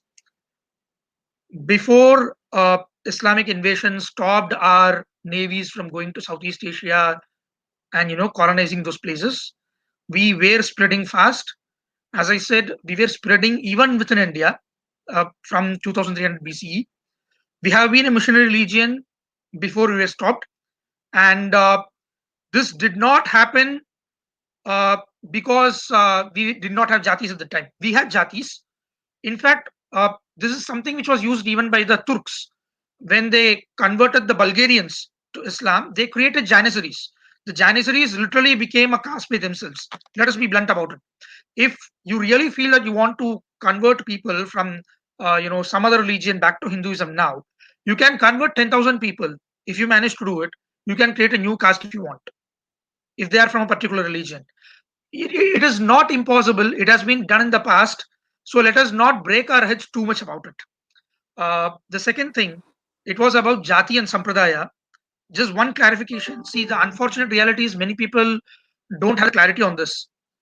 A sampradaya literally means a tradition, okay? And there are two traditions which every person in this land belongs to, or at least belong to in the past. One will be his jati sampradaya, what belongs to his jati, his kuladeva, based on his jati. The other will be the dharmika sampradaya. I'll give you one example here. A same person, a Rajput, may be a Vaishnava, a Shaiva, or even a Jain. There are some Jain Rajputs, if people don't know. But at the end of the day, his jati kuladevi will be different. And that is not affected by his following another dharmika sampradaya. Fair enough. So when it comes to a jati issue, only those people belonging to the jati can actually handle the temple or the kuladevi. I will tell the real problem I face, or rather I envisage with the idea given by Harsh or others, is that there are temples where Dalits have complete control. The temples belong to them. The deity belongs to them. It is their Kula Devata. And if you are going to give free voting rights to everyone in a locality, especially in a place where the landed gentry might try to trample upon them, that will create absolute nonsense in the system of affairs. I am not for it. Okay, which is why I stated it has to be denomination based, sampradaya based. Based on the jati, there are certain sampradayas. Based on my dharmika sampradaya I belong to, there is another sampradaya. Let us be very clear about this distinction. And end of the day, I agree with what Nupur said. It is rather a question of jati versus jativad. There is no reason to really destroy jati completely, as I see it, because I don't see a mechanism to completely replace it. Rather, what you require is that the jatis can exist. If they are not going to have any unch nich vedbhav, if everyone is going to go along as friends, I see no reason why that should not happen, or no reason why we cannot have jatis existing along with this as well. I mean, it has happened in the past. It can happen in the future as well. Just one Okay. point, just I know, one brief Arihant, point. I was just referring to the Arihant, quickly, so-called please. people, Hindus without Varna. Is that category possible? Because there are people in the West, for example, like Tulsi Gabbard. She is a Hindu, but she does not have a Varna, right? So what mechanism is there? I mean, if you can be a Hindu and you still don't have a Varna, right? Of course, yes, it is possible. Why not? There are Right. a whole number of people and jatis who never belong to any particular varna, to be honest. And varna itself is fluid, by the way. What ultimately resolves is jati. And what I think might happen in the future is, if you No, manage to convert, let's say, 20% of whites in the USA to Hinduism, then they might become a white jati of Hinduism, for all we know. I mean, you never know. See, Yeah, in fact, in the first census that was conducted, when they asked people which Varna do you exactly. belong to, they had no idea. Okay, Exactly. okay. Lot of them. So I think we've discussed. I know we've left a lot of issues which I were haven't left. given my concluding comments. No. That's what I'm saying. Sai, make your ending comments, but please limit your time. अरे bullets आएंगे, bullet points. Okay. Done. Okay. As someone who believes in reading at the very least, my suggestion would be that we split the history of Jati into three parts. One before the invasions from the Arab world, then between the Arab world invasions and the British period, and post the British period, what has happened. What is actually what seems to drive our discussions largely is based on the 200 years of the latest material that we have, but not the material before that. And a significant amount of literature has been lost to the ravages of time and history and invasions during the period before that. Okay, that's point number one. So there's a decent chance that we are consuming lock, stock, and barrel everything that the missionary evangelical Britisher wrote about caste politics. This is especially true of southern politics and the politics of Dravidianism in Tamil Nadu. Okay, the pernicious manner in which the Aryan invasion theory has been used to effectively Aryanize certain castes and Dravidianize certain other castes and pit them against each other is something that I can personally vouch for, given my lived experience. Okay, for all practical purposes, that's my lived experience as someone who comes from that particular place and who's lived in that particular place. That's point number one. Point number two, therefore, I think it's important to understand which part of history we are actually using to create the current justifications for atrocity literature or current justifications for even reservation. So that's point number one. Point number two, we also have to accept the reality that the discussion within the Hindu community is happening with the presence of non-Hindu Abrahamic communities with a proselytizing intent. Okay, we are no more having a discussion between members of the same family. We are having a discussion which is out in the open with everybody else being present, who effectively has a missionary zeal, who wants to convert. Therefore, the question should be, is our reaction going to be to Abrahamize the Hindu faith so that there is absolutely no incentive to convert into an Abrahamic religion? Or do we retain portions of our history, we retain certain traditions and understand our traditions better and look at what is it that we can draw from the past effectively to address the situations of the present? That is the role of history. History is not an academic pursuit. Point number three, I completely and strongly subscribe to the notion that the structure of caste was effectively a proselytizing tool, but not in the sense of killing a certain deity or killing a certain tradition and then replacing it with a central figure, but to make it as part of a certain larger whole. European style and missionary style acculturation resulted in replacing all local deities with one deity and satanizing every other local deity. Whereas the dharmic form of acculturation has resulted in giving every deity a certain importance and mapping it onto a central pantheon if possible, otherwise giving it its own place and ensuring that you have a Kula Devata, you have a Grama Devata, you have a Nishta Devata, you have whatever. So multiple forms of Devatas are possible. So that's point number 4. The 5th point in terms of reservation is, you can do away with reservation if you're in a position to offer incentives to truly oppressed communities or truly downtrodden communities, and that incentive can come only if the temple is in the hands of the community, because then you have resources. As long as you depend on the state and the politician to effectively do social justice, he is going to use caste arithmetic to come to power and continue to foment caste-based discrimination in one form or the other, and that is always going to result in lopsided form of justice. The only institution which is capable of doing social justice in a relatively better manner is the temple. And I'm not saying that status quo is ideal, nor am I saying that let's go back to history completely. But junking history and to effectively apply the lens of the present to the past may not help. There are enough things that we can learn from the past and apply to the present. The way to address reservation is to truly give them not just economic support, but opportunities of employment, which the temple used to provide for all these communities. Most importantly, the bulk of the people who are downtrodden are people who are weavers and artisans who the British destroyed because of a specific interest. The weaving community was killed because they had a certain interest in cotton trade. Okay. So all these communities have effectively benefited as a consequence of very targeted exploitation and very targeted deprivation. Mr. Shashi Tharoor's book, while he speaks of the depredation of the British rule in India, he doesn't identify which are the communities which actually directly suffered as a consequence of that. When you have that study, you're in a much better position to show what was their position before the British arrived and what happened even after that. When you have that, you will have a significant amount of answers with respect to reservation. But in principle, as long as untouchability in some form continues to exist in this country in one way or the other, I do believe that we have to find a mechanism to deal with it and to address it. And in the absence of a better mechanism, at this stage, I don't see a viable replacement to birth-based reservation. The only thing is, should every other community effectively jump on this particular bandwagon? If so, what is the response? The response can't come from the state. The state is an actor with a vested interest. It has to come from the society. Therefore, dharmagurus, temples, institutions, and societies need to step up. The state cannot be an all-pervading creature because the state has a direct interest in this outcome. The state cannot be trusted with anything. Even the most ideal state in a democratic situation is held hostage to electoral calculations. That's it. Okay. Thank you to all my panelists. I'll just take 1 minute to say something. The reason why we had this debate was essentially because Ashish and Harsh got into a bit of an argument.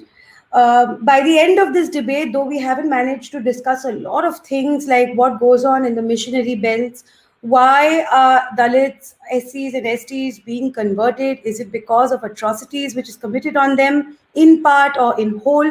Or are there other considerations? What is the effect of Muslim fundamentalism and Islamic fundamentalism on the lower castes? How do we deal with all this? I think we left out a lot of it, and I'm sure we will continue this discussion. However, at the end of this discussion, what is interesting is that Harsh, who said that unequivocally all castes and all systems based on caste should end, has in part conceded that even with riders, caste-based systems such as khap panchayats or ownership of temples in that community are things which might be necessary. Ashish, who was called a casteist, has conceded that he has no problem at all with reservation to SCs, STs, and Dalits and OBCs. So it is very clear that the discussion is far more nuanced than what it seemed on Twitter. I think Harsh has come, conceded a little. Ashish has conceded a little. So I think we can all end this being friends after all, Sai and has without also considered limiting each it. other. And perhaps we can end this debate looking forward to 5th August, the 500-year-old movement that united Hindus beyond caste, beyond economic strata, beyond anything and any fissure that has ever ailed the Hindu community. So, Jai Shri Ram, and thank you Jai to Shri all Ram. my panelists. Let's look forward to 5th August. Jai Shri Ram. Jai Shri Ram. Thank you. Yes.